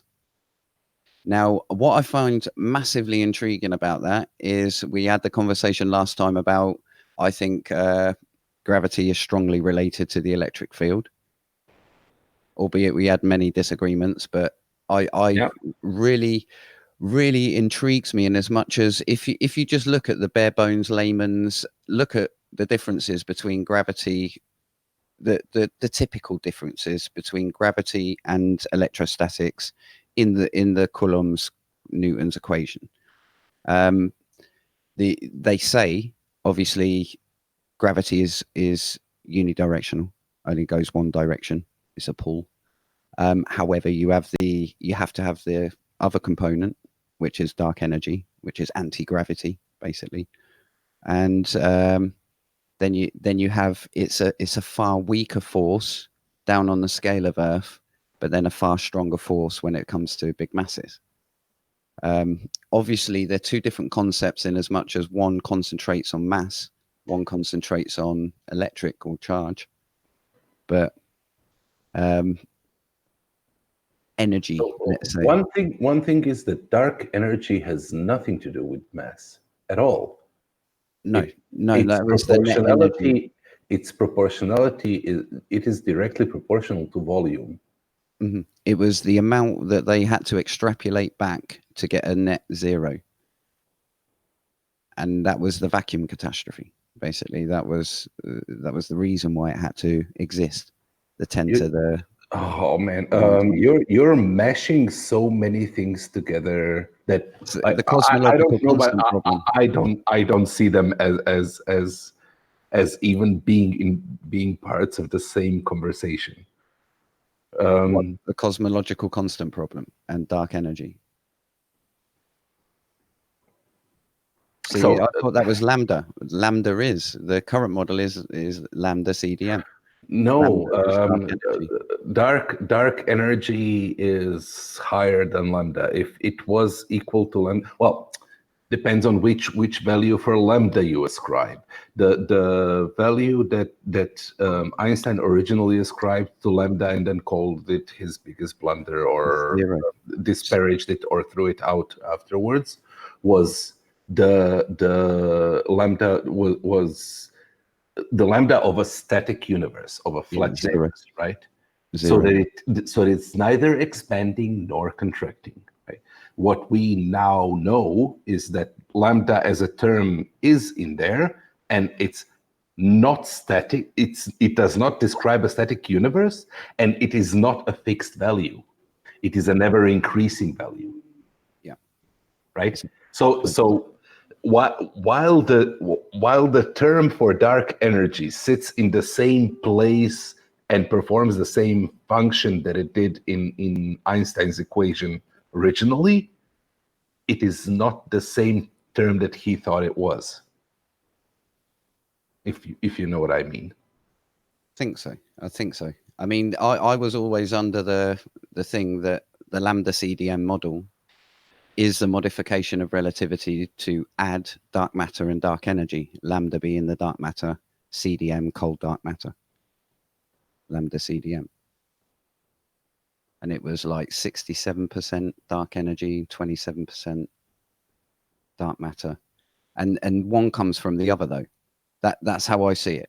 It was first dark matter, a sixth of the mass was missing because of the rotation curve problem. Then it so that was done in 1980. I think Vera Rubin and Kent Ford done their paper in 1980. And then in 1985, it was Adam Wise and Schmidt, Brian Schmidt. They started exploring and using matter plus dark matter, and then extrapolating back to the start of the universe of what it would be to be net zero.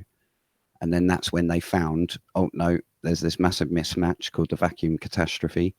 And they resolved it with the maths, obviously, finding out what would be required to account for the expansion and dark energy, basically. And they won the Nobel Prize for it in 2011. But they actually measured an acceleration of the universe. They didn't extrapolate what would be required for a static universe. Right? No. Yeah, that's it. So the powering of this expansion is said to be dark energy. Yeah. Now, the vacuum catastrophe, as I understand it, is the mismatch between the prediction of quantum physics. If you take the value of lambda, if you derive the value of lambda as an expected value of the quantum foam, of all those shifting fields manifesting as locally present particles, they would manifest as an energy, right? And that's the biggest mismatch in prediction and measurement ever in physics, where they were off by 120 orders of magnitude when you just do a back of the envelope for quantum foam and compare it to the actual rate of expansion. That am I correct in calling that the vacuum? Yeah, that's exactly it, and that's still unsolved, and that again, it is. Yeah, we don't know. Yeah. But my understanding on dark matter and dark energy is those two terms in themselves are completely unrelated. Yes. No, I agree. I agree. Beyond the fact they both exist within our universe and we can measure them too. So dark matter was postulated by Vera Rubin, or the Jan Oort. Yeah, Jan Oort. Based on Vera Rubin's measurements of the relative speeds of stars at the edge of other galaxies, right? So those stars were moving too fast for all the matter that could be accounted for in that galaxy. So at that point, the descriptor of dark matter doesn't describe matter. It just describes the amount of mass that is missing.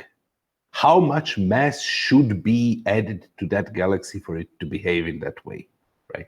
It doesn't say that it is mass or that it's not mass, or that it just says, if you add this much mass to that galaxy, you will get this motion that we measure. Now, at that point, there are two possible explanations. Either there is something which provides that much mass. There is some kind of matter, no matter what, be it rocks or teddy bears or whatever you want, that provides that much matter, or gravity doesn't work the way we think it does. So we need to modify gravity in a way that on small scales it works exactly as we see it, but on large scales it behaves in a way that coincides with those measurements. So at that point, dark matter can be either of those things.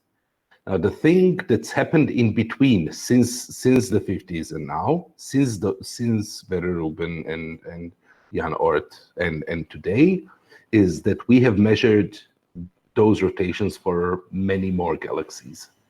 And we have found that not all galaxies have the same amount of dark matter.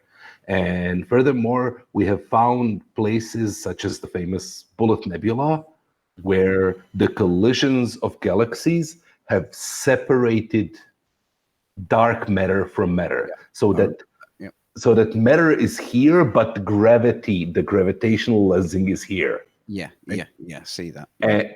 And that conclusively eliminates most, if not all, modified gravity theories. Because in that case, unless you say, well, gravity acts haphazardly, it is no longer describable by a single formula. It is no longer describable. It is not a thing which acts consistently. It just acts differently everywhere. And at that point, it becomes a meaningless term, right? Breach of physics. Yeah, it's not invariant, scale invariant. It is no longer invariant to position, because it's not merely, if you take two galaxies of the same size and the same shape and the same type and presumably same histories, like similar analogous histories, yep, they can have two different amounts of dark matter. They can have two different rates of rotation. So if it's modified gravity, then gravity is no longer a fixed thing. Yep. Fair enough. The other explanation is, well, there's more of this dark matter here than there is here, and dark matter is actually a mass of some kind. It still could be invisible dust, or it could be lots of tiny black holes that are too small to be visible but are adding the mass. Now, most of the things that we know exist have been discounted as possible theories to correct it.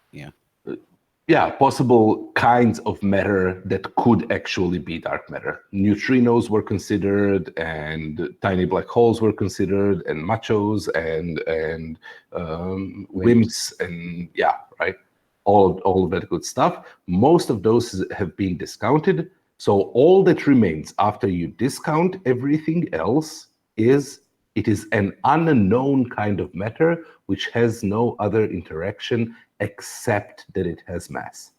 It is literally pure mass. Can I just say hashtag it's just mass? It's just mass. Yes. Now can I Yeah. Can I ping gravity up by the throat and basically say, isn't it very, very interesting that the gravitational theories are the only theories that can detect it? Isn't it interesting that what? That you can only detect dark matter using the same failed theory of gravity that created it in the first place.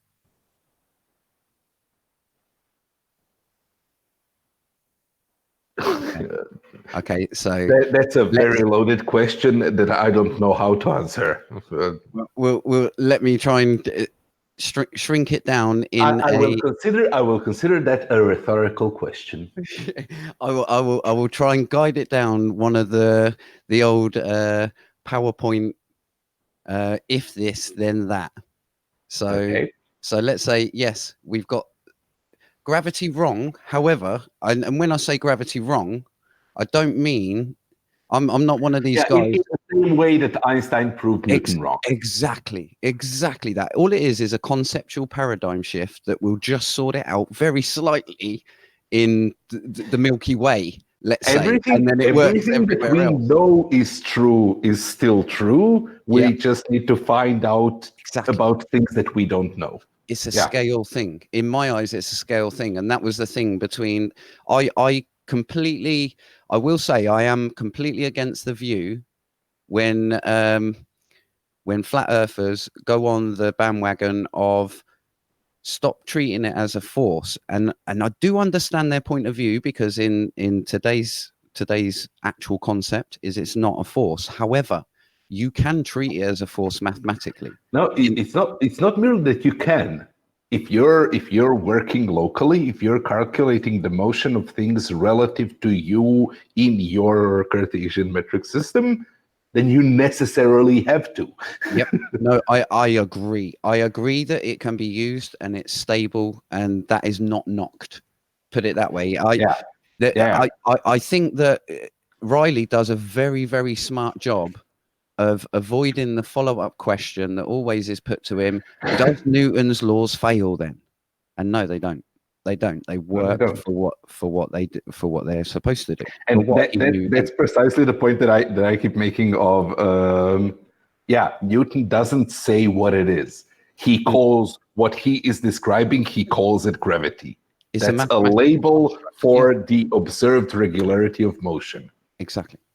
I fully get that, and I support that, because that is exactly what science is. That is, you create a theory, someone builds on it, someone enhances it, even if the concept changes. And let's be under no false impression, for it to change from Newton to Einstein was an absolutely massive overhaul, because as I understand it, Einstein got laughed out of the Royal Society when he first presented it, because everyone was thinking he was talking a load of nonsense. What? There's no ether or whatever it was there, or there was, and it was only through support of Minkowski and Eddington, Lorentz that he actually got listened to. Yeah, that's it. But then when he come back with Eddington's evidence, let's say, from Madagascar, it was then adopted. Okay, yeah, we've got to look at this and we've got to adopt this, and that's how it come in. But that's what I'm saying. That what is, let's say there is another paradigm shift where we need to just start thinking of gravity just as something else, but the measurements locally all take place, and the relativity can still be used within a limit, and then this theory kicks in at that limit. Just with the understanding of the overall umbrella theory, let's say. But let's go down the road of, yes, it's somewhat wrong with gravity. And and let's say I'm going to steer down the route of, and I've said this before on Shawn's, is that science is all about recording nature and then creating your laws and your theories off of what you see, off of what you record. And how we best know to record her. With the dark matter issue and the dark energy issue, it's completely the opposite way round, where we've adapted nature to correspond with our theories. No, it's only if you misunderstand the terms. sorry, I don't know if you misunderstand. From my perspective, only if you misunderstand the terms to be identifying knowledge where it's identifying ignorance, right? We know some things about dark matter, and we know some things about dark energy, but we don't know a lot, right?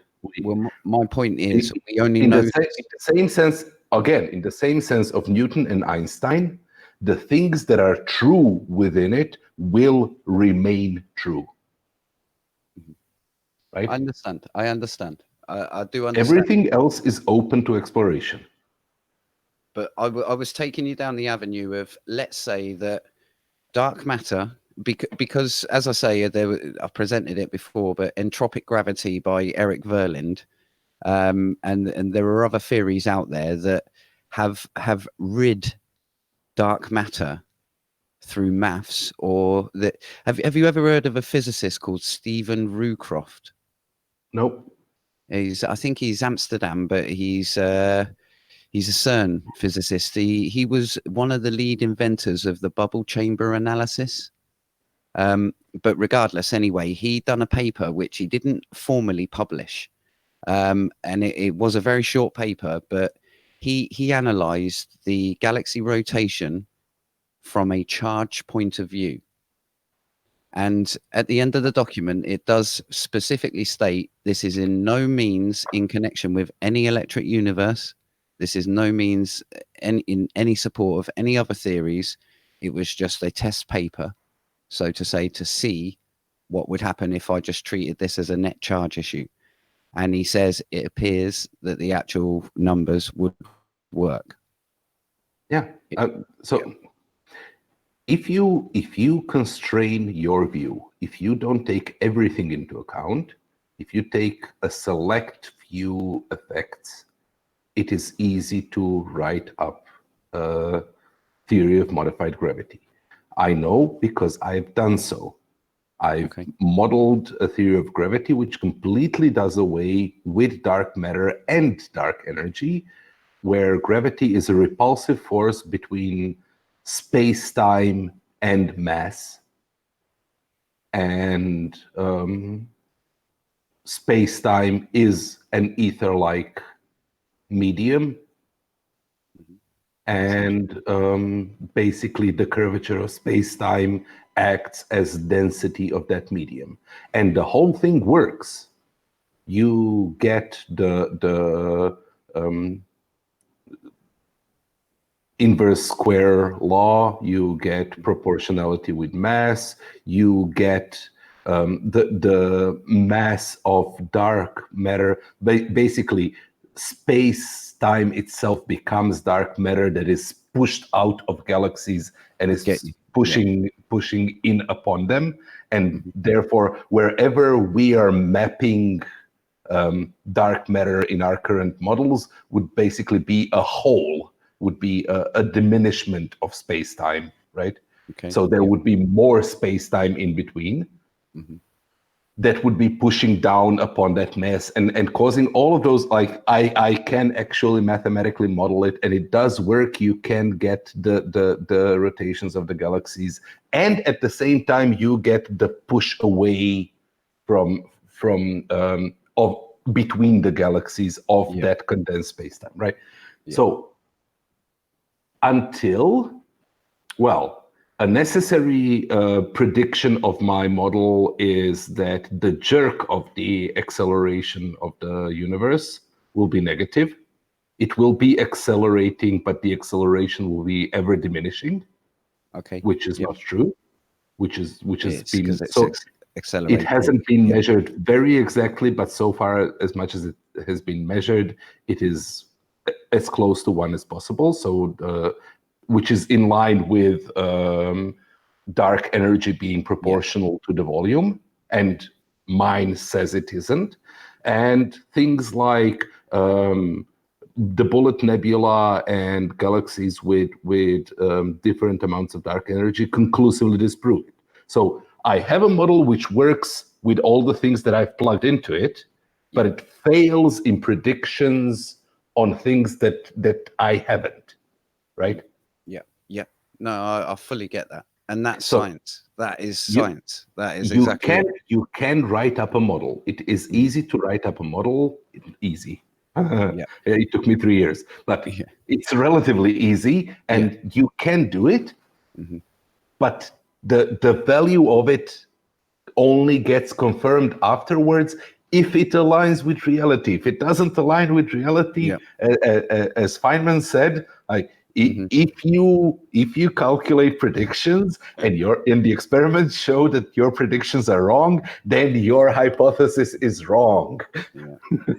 No, Finished. but I respect Get that. rid of it. I respect that highly. I respect that highly. Seriously, my eyes opened up as soon as you said that, and I'd really like to read that if you publicly. I haven't published it. I found the flaws before. Yeah.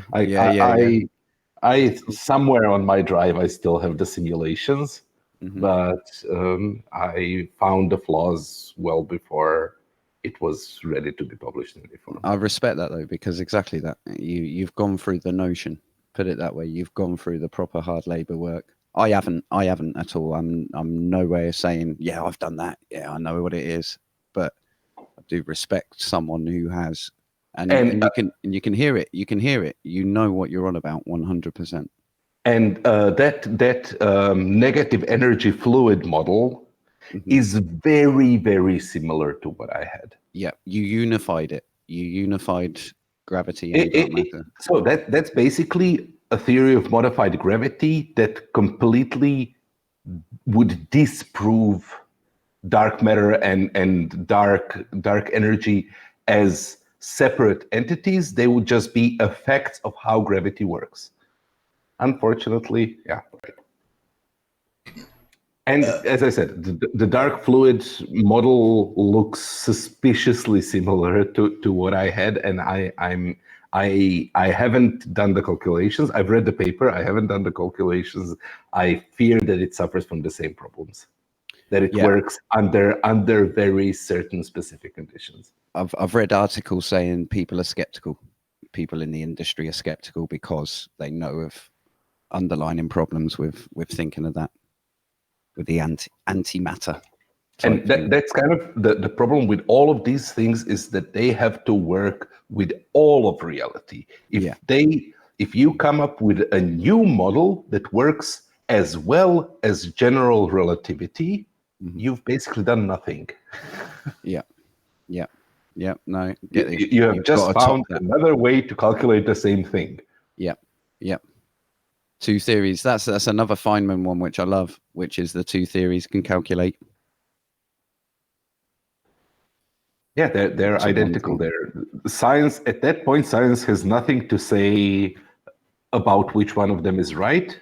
Yep. And the debate becomes philosophical and is essentially unresolvable until you can find something that distinguishes them. Something new. Yep. That's it. No, I love that. Now, thank you very much for your discussion tonight. It's been good without a rumpusing in. Without Rumpus calling you an idiot. I'm not gonna lie to you guys. I came back from smoking a cigarette, and you guys were so over my head. Like, I just listened. I tried to jump in like a couple times, but right as I was gonna unmute my mic, I was like, I don't know what that even means. So, Barney, I'm gonna have a lot of questions for you, because I'm gonna watch this one tonight, and I am going to come back. Okay. It was more your guys' conversation about the different scientists and the roles they played in the theories becoming, kind of threw me off, because I haven't heard those names, and I'm hearing them for the first time, so I'm trying to correlate which theory as you guys are talking, so it's kind of difficult. So I'm definitely gonna rewatch your guys' conversation. But yeah, it's. Can I end on a cherry pick in favor of the flat Earth? No. Yeah, come on. Actually, come on. You can, because Barney does it all the time. And I think he does it to me on purpose. I've got to do this cherry pick, and you can just put it in. If you put in Vera Rubin, New York Times, or Vera Rubin dies, And I know that's a bit sad, but it's her obituary notice in the New York Times dedicating to her, basically.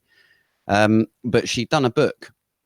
She'd done a book called The Lonely Hearts of the Cosmos, the story of the scientific quest for the secrets of the universe. Now, she's quoted in there as saying, and this is in relation to the horizon problem, the homogeneity problem, where I'll quote, open quote, Dr. Rubin says, I personally don't believe it's uniform and the same everywhere.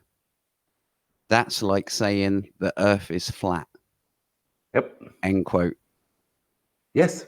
So what I was trying to steer you down a road of there is saying, let's just trust the raw data. And I know we've had a clash on this before, but let's say that put it this way, that gravity is a different concept and dark matter and dark energy don't actually exist. They're just a mathematical error of our current theories. If we look at the raw data, look at the horizon problem, it looks flat. If we look at the galaxy rotation curve problem without using any of the dark matter, dark energy, a solution in my eye was scale.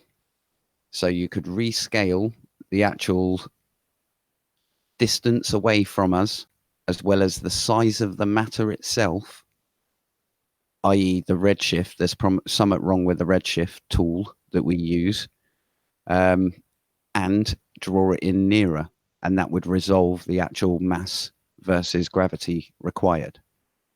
And everything that you're proposing is a good basis for a start of an inquiry. The thing that kind of miffs me is that you're using that it seems to me that you're using it as a conclusion or to validate a foregone conclusion.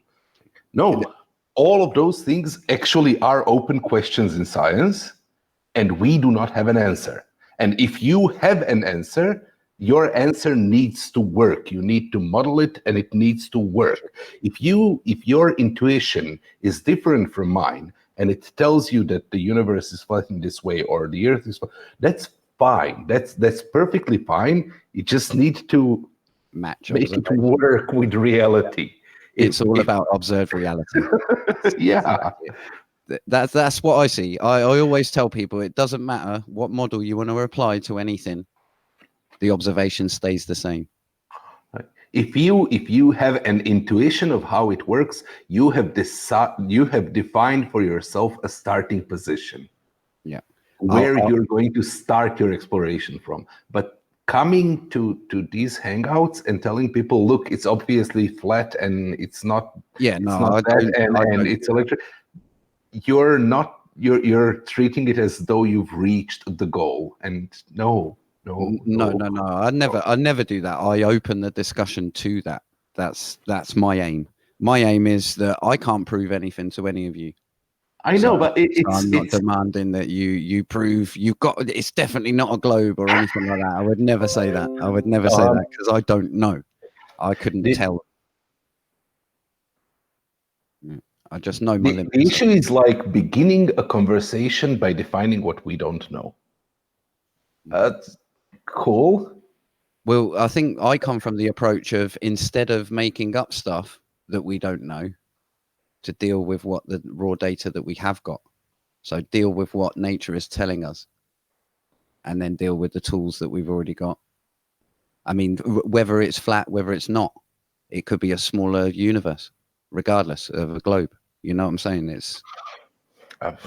I would love to see your calculations on that. Like show how it works. I'll be back in 7 years. Okay. Yes, exactly. Bye. Shawn, keep the hangout open. Your intuition is that you'll be back in 7 years and show me how it works, and my intuition is that you'll be back in 7 years and say, look, I figured out why it doesn't work. Yeah, or it got outdated 6 years ago. On a lot of things that we talk about, I agree. You are improperly maligned on non sequitur by Rumpus for giving certain statements which are essentially correct, because you give them in support of something that people disagree with. Exactly. That is my sole point. And I like to challenge people's beliefs on that side of things, in as much as what really intrigues me about the whole conversation is that people who are closed-minded enough to say, no, I don't want to talk about this, but talk about it endlessly. Yeah, and people fall into the trap of thinking that we have all the facts and that we know everything, and that like the uncertainty of our knowledge needs to be appreciated. We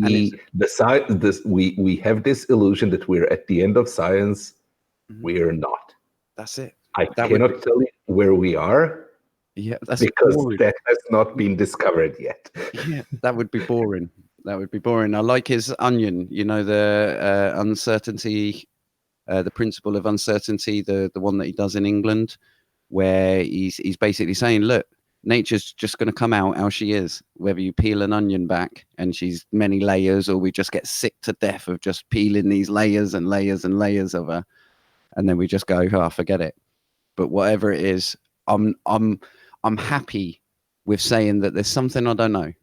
There's something out there still that I'm yet to figure out. And he goes, I'm not actually. He goes, I'm not really that certain about many things at all. And he words it in a real nice way. But I just came in. I just came in to say, shut up, Shawn G. Thank you. Shawn G has barely said a word this entire hangout.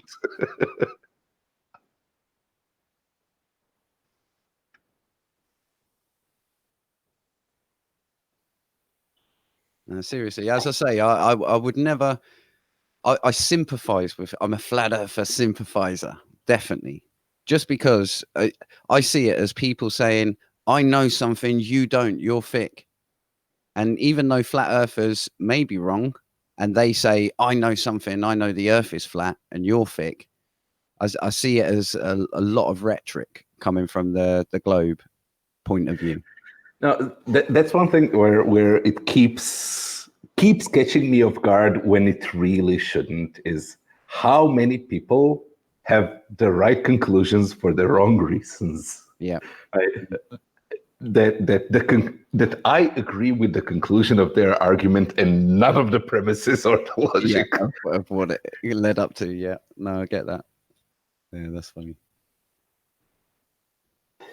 Yeah, it's I don't know. It's kind of so my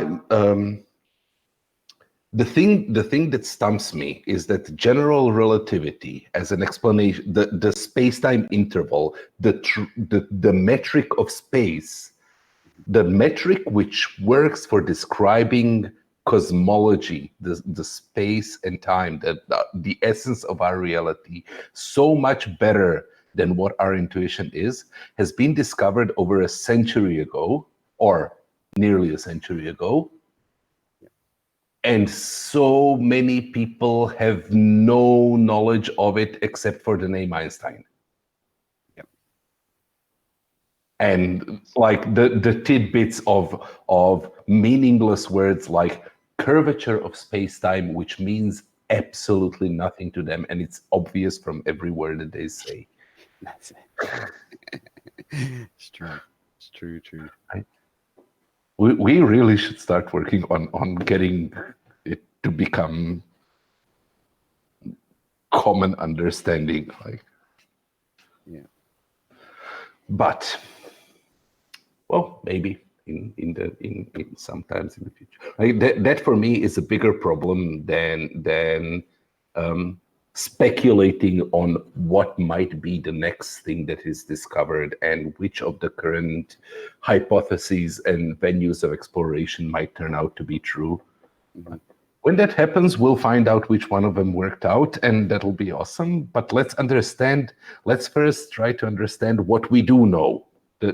As we talk, the things which will not change with those new Yeah. theories. I like to make a prediction. The next big thing that will come out would be a gravitonic tree, It is like the tree of life that Flat Earth talks about, but it is the source of all organic gravity. Yeah, it's the Aristarch tree.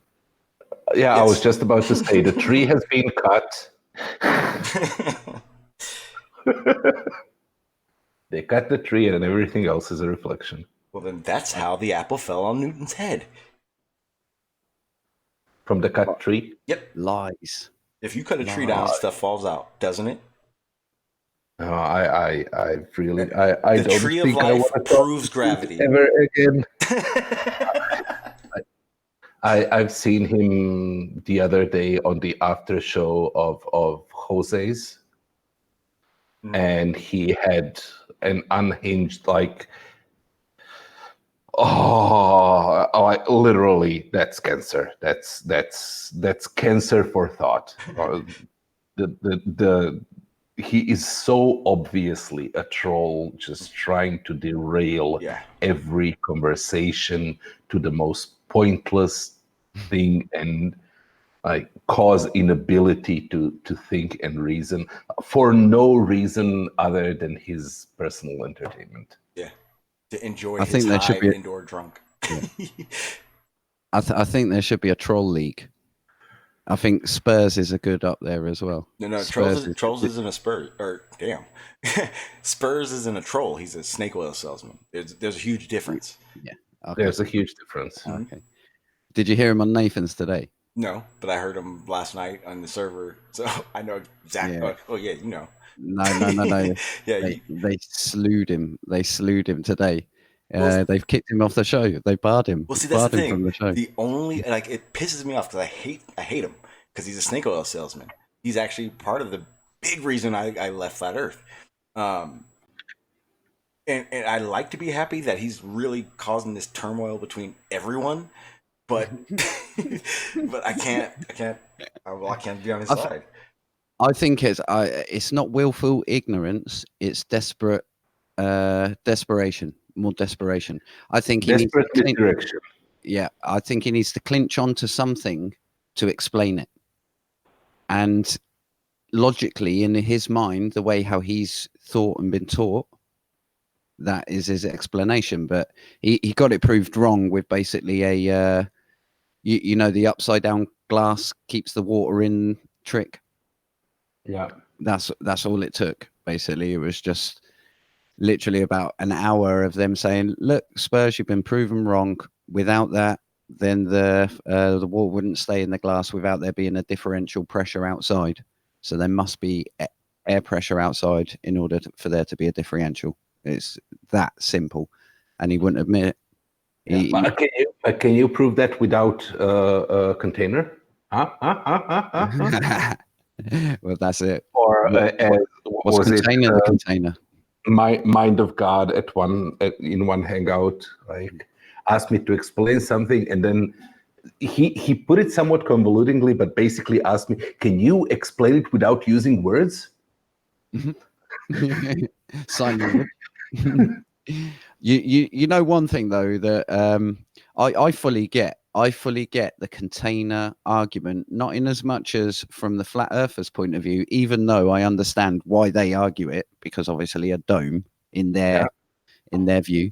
However, I get that energy, a field, can also be a container. Have you seen the electric water bridge? Have you seen that experiment? Two beakers, two glasses of water, and the water jumps up the side once it's electrified, obviously, jumps up the side, and they connect a water bridge. Yeah. Now, if that, there's a current. Yeah. Now, if that isn't showing of bendy water, and let's say a pressure gradient, even though there is two containers, but the actual gradient is in between. If you understand that, there is a pressure stress between. That would debunk both arguments from a logical point of view, but I'll save that one. Okay. For a flat Earth argument, for a hangout full of flat Earthers where I just want to go. No, in fact, I'm going to throw a grenade in this room.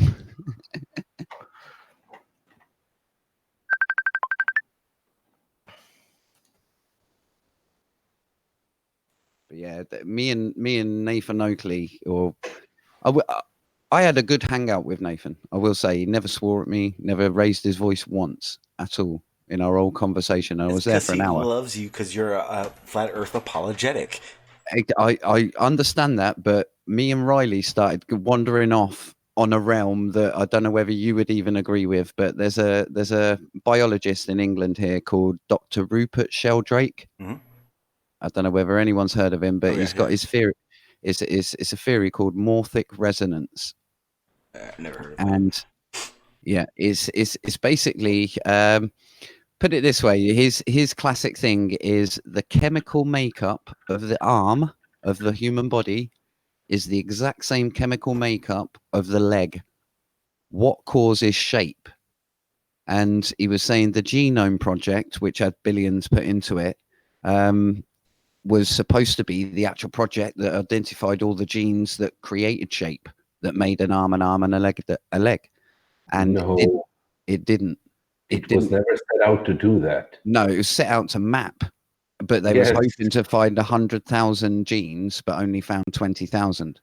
Yes. And they were hoping to find out what was the special. We'll put it this way: Rupert Sheldrake he's in all exam papers worldwide, in biology exam papers, because he discovered the polar auxin transport from plant to plant. And he discovered, or his theory comes from the fact that with him working in biology in Cambridge, he could never find out the answer to the question, what gives anything form? Like what gives a plant a different form? Why are flowers not all the same? You know, so what gives it that special fingerprint, let's say? And his theory is, if you imagine, but that's entirely covered by evolutionary developmental theory. Okay, he's more of on the creationist side. Oh boy. Okay, so put it this way. Once he'd made his fame from discovering the polar auxin, he decided to go to India in the Great Famines, and he worked there for 8 years or something, designing new methods of crop growth on how to grow crops without there being much rainfall. So either way, a real good video if you want to watch, if you're into TED Talks, because it's commercial. He had a banned TED Talk, and called it, it's called The Science Delusion. And what he does is he takes 10 topics in science and he uses science against those science theories.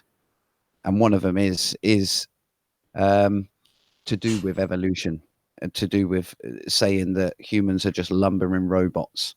And a core thing is memories and all functions of the brain are controlled within the brain because we're in a mechanistic system. Whereas it could be that these are held outside, and the brain is like the receiver of your memories, and you carry it around in your field around you. I'm putting a link in the chat, Barney. That's the TED Talk he was talking about. Yeah, it actually got banned, and straight after him was Graham Hancock. You must have heard of Graham Hancock. Yes, sir. Yeah, his got banned as well because he was talking about using ayahuasca to give up his weed habit. No, was it okay, yeah. I thought it was ibogaine at first, but he's talked about it before. I don't think he did it. Yeah. On one end, just from what you have described, he has misrepresented what the Human Genome Project was about. He has misrepresented. I might have done that. You'd have to hear it from his point of view because he knew the director of it. So I wouldn't say he would. That's my misinterpretation or miswording of it. You're right. I am ascribing too much value to what you're saying. I will high five that. Because the Evo Devo is not a new concept. It's been around since the 70s, and yes, it's a complex field, but no, we know for 60 years now that genes themselves are not enough, that genes are being regulated by oh, damn it, I'm missing words. Enzymes and protein, which are being produced by other genes, and that the prevalence of certain enzymes in one place will activate genes in other places based on their saturation. There are mathematical models showing how literal forms come out of that, and there are practical effects of taking in animal and insect fetal tissue, taking the enzyme density from one side of, let's say, a wing or an arm and putting it on the other and having the mirror image grow out. And we know how these shapes are formed. So the statement of, well, we don't know what makes a leg and what makes an arm, that's rubbish. I think he's more coming from, we know the mechanism of how it works, but not why it works, or like similar to gravity. We know how it works, but we don't know why it works like that. What is the controlling leading factor? And that's exactly what you've just said there straight away. It's just the limit.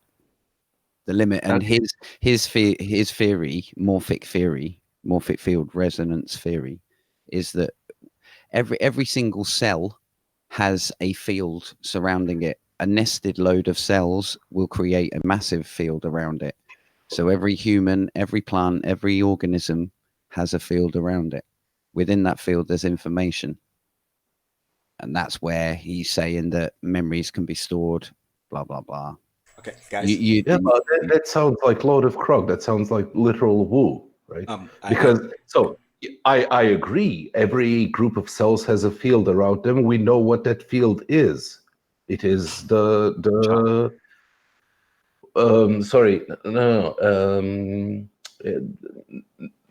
on such an elemental level.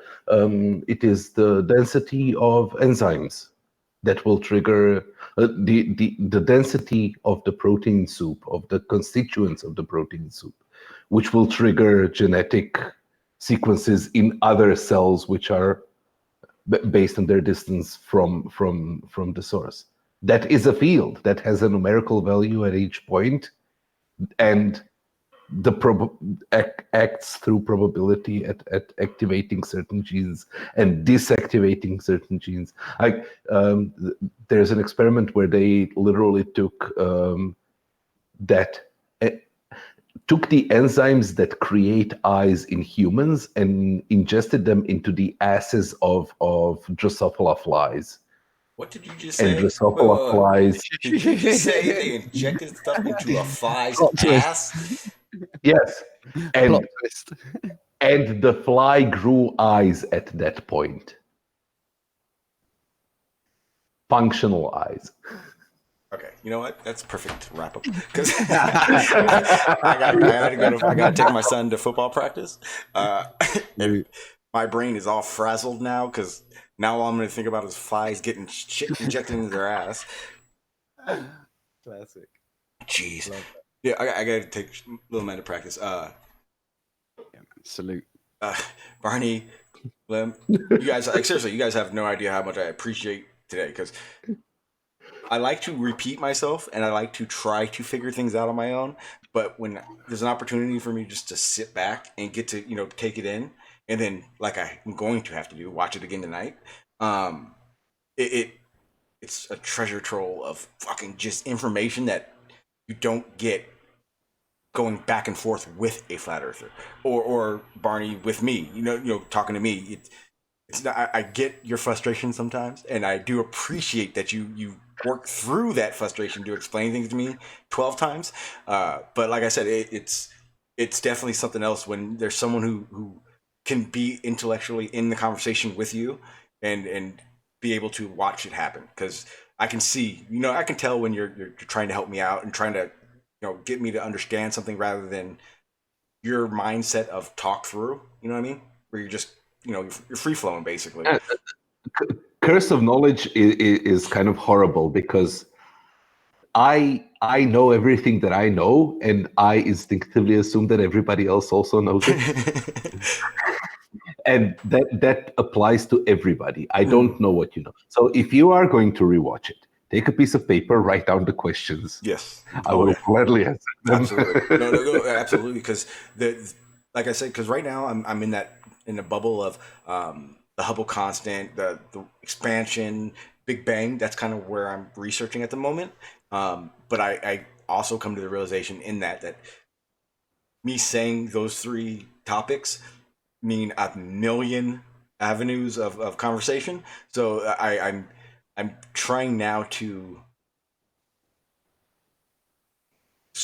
get smaller bits of information rather than the large bits of information I'm getting from, like the topic, and then I go research. And if you just blindly research through something, you're gonna get every idea of it.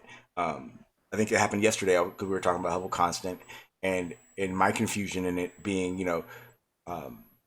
what the guy I was watching said was that the universe is expanding evenly from Earth, and it didn't make sense.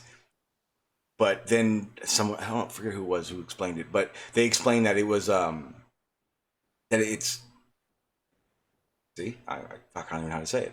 It's not the same measurement from Big Bang and Hubble constant. It's not something you would actually match together to see if they work together. They're not the same numbers, and it is a question in science. But to look at it, Big Bang and Hubble constant from Earth, it doesn't work, or it's not useful, I guess, to compare.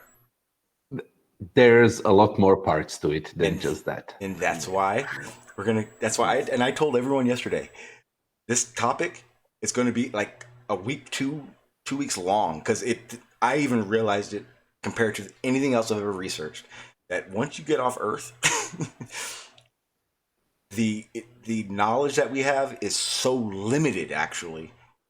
Yet we have bits and pieces that sound like a lot. It's really not, and that's why we had this conversation a long time ago, just me and you, and you said everything we're doing here is philosophical. It's not. We're not talking facts, concrete, right? Like, none of us are. It's all a discussion. It's all an idea crunch, basically. It's not. And this is all flat earthers. It's not a end all of information. I don't think science has ever said we can't learn anymore of anything. There are a couple of distinctions there that are kind of important. One is, yes, we don't know everything, but we do know which measurements were taken.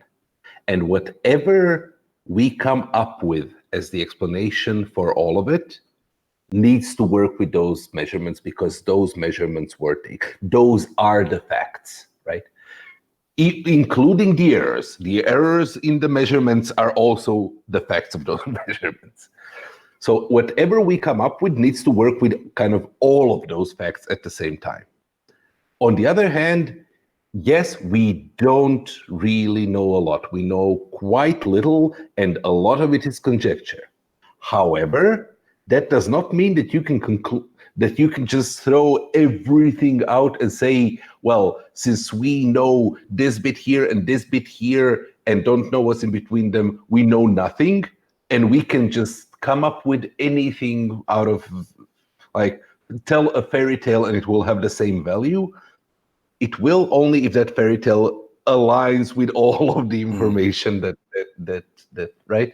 So it's those imprecise facts.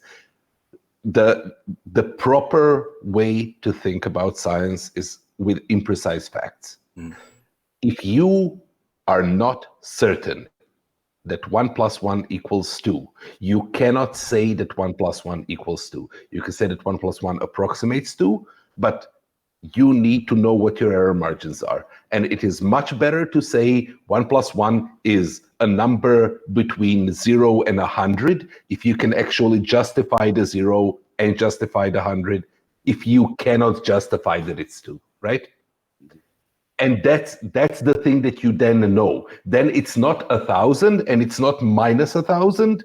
It is somewhere in this range. We know that it's somewhere in this range, but we don't know exactly what it is. Yeah. We're gonna get into it. And okay, so you're gonna be around tomorrow, Barney? Probably yes. Okay. I was going to do this before, and I know you were gung ho about doing it. I still want to do that private, the non-live hangouts, only because to me it's easier to actually try to figure things out because people don't jump in, and you know what I mean. You're not one-on-one. One person's not looking at a chat or no, Grim. Glim, I'd want you to be there. I'd want it to be a group. It's just there is a dynamic of a hangout and the way a conversation rolls in a hangout when it's not live, and it's weird. It's not that any of you guys act different. It's just it's weird how the conversation people do act differently. Mm-hmm. Like I've been in hangouts where I am alone with 3 flat earthers and there is no contention. Mm-hmm. There is like normal free conversation. They absolutely accept their epistemic limits. They normally say which are the things that they assume, and right, the conversation flows. And then we go live, and you get moments of no, you're a globe shill lying asshole. What the fuck? I talked to you yesterday, and you were a normal person. The panto. Yes. Well, anyway, I'm going to end on a secret disclosure. I've actually got a machine that detects the frequency of magenta, the color magenta. Everything. Bullshit.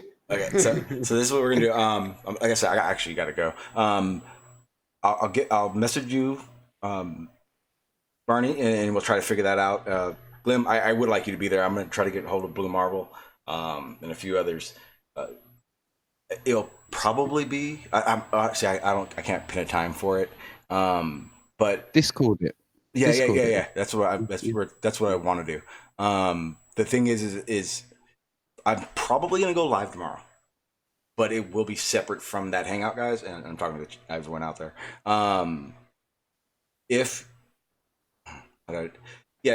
I have my email in the description. If there's anybody in the chat that does want to be involved in that conversation, email me. If you don't know where the Truth Frontline is, join it, because that's probably will be.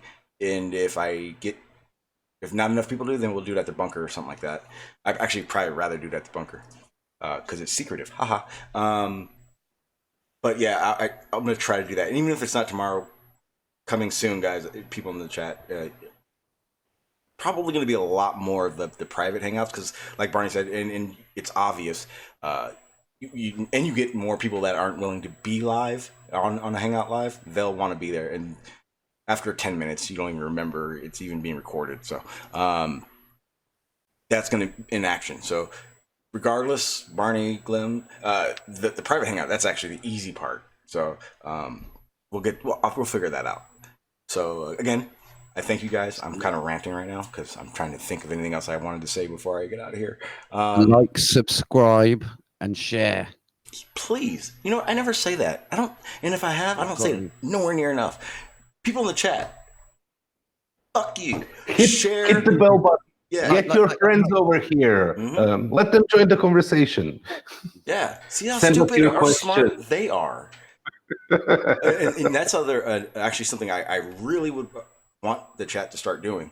That's why my email is actually in the description right now.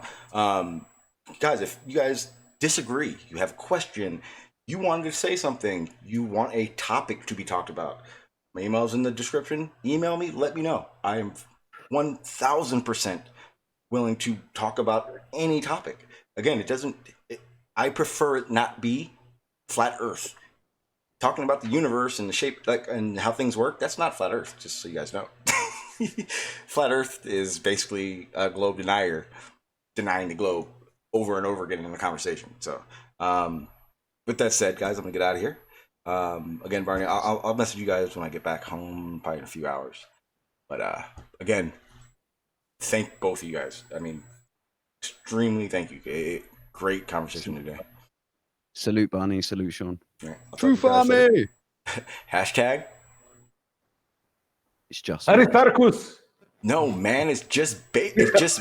See, I just did it too. Hashtag it's just mass. It's just Aristarchus. It's just Aristarchus. Don't do that, because you guys, that's 3 times I'm out of here because Pete's going to show up. All right, guys, I'll talk to you guys later. Bye.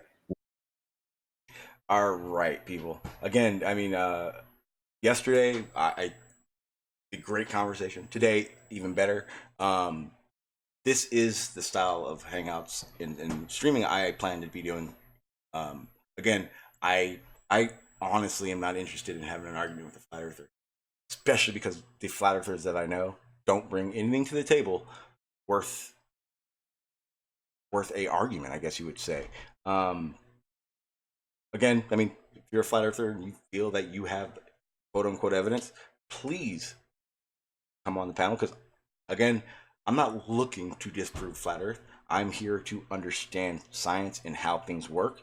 Again, I've been on a kick for the past week where I am literally questioning these questionable aspects in science. So again,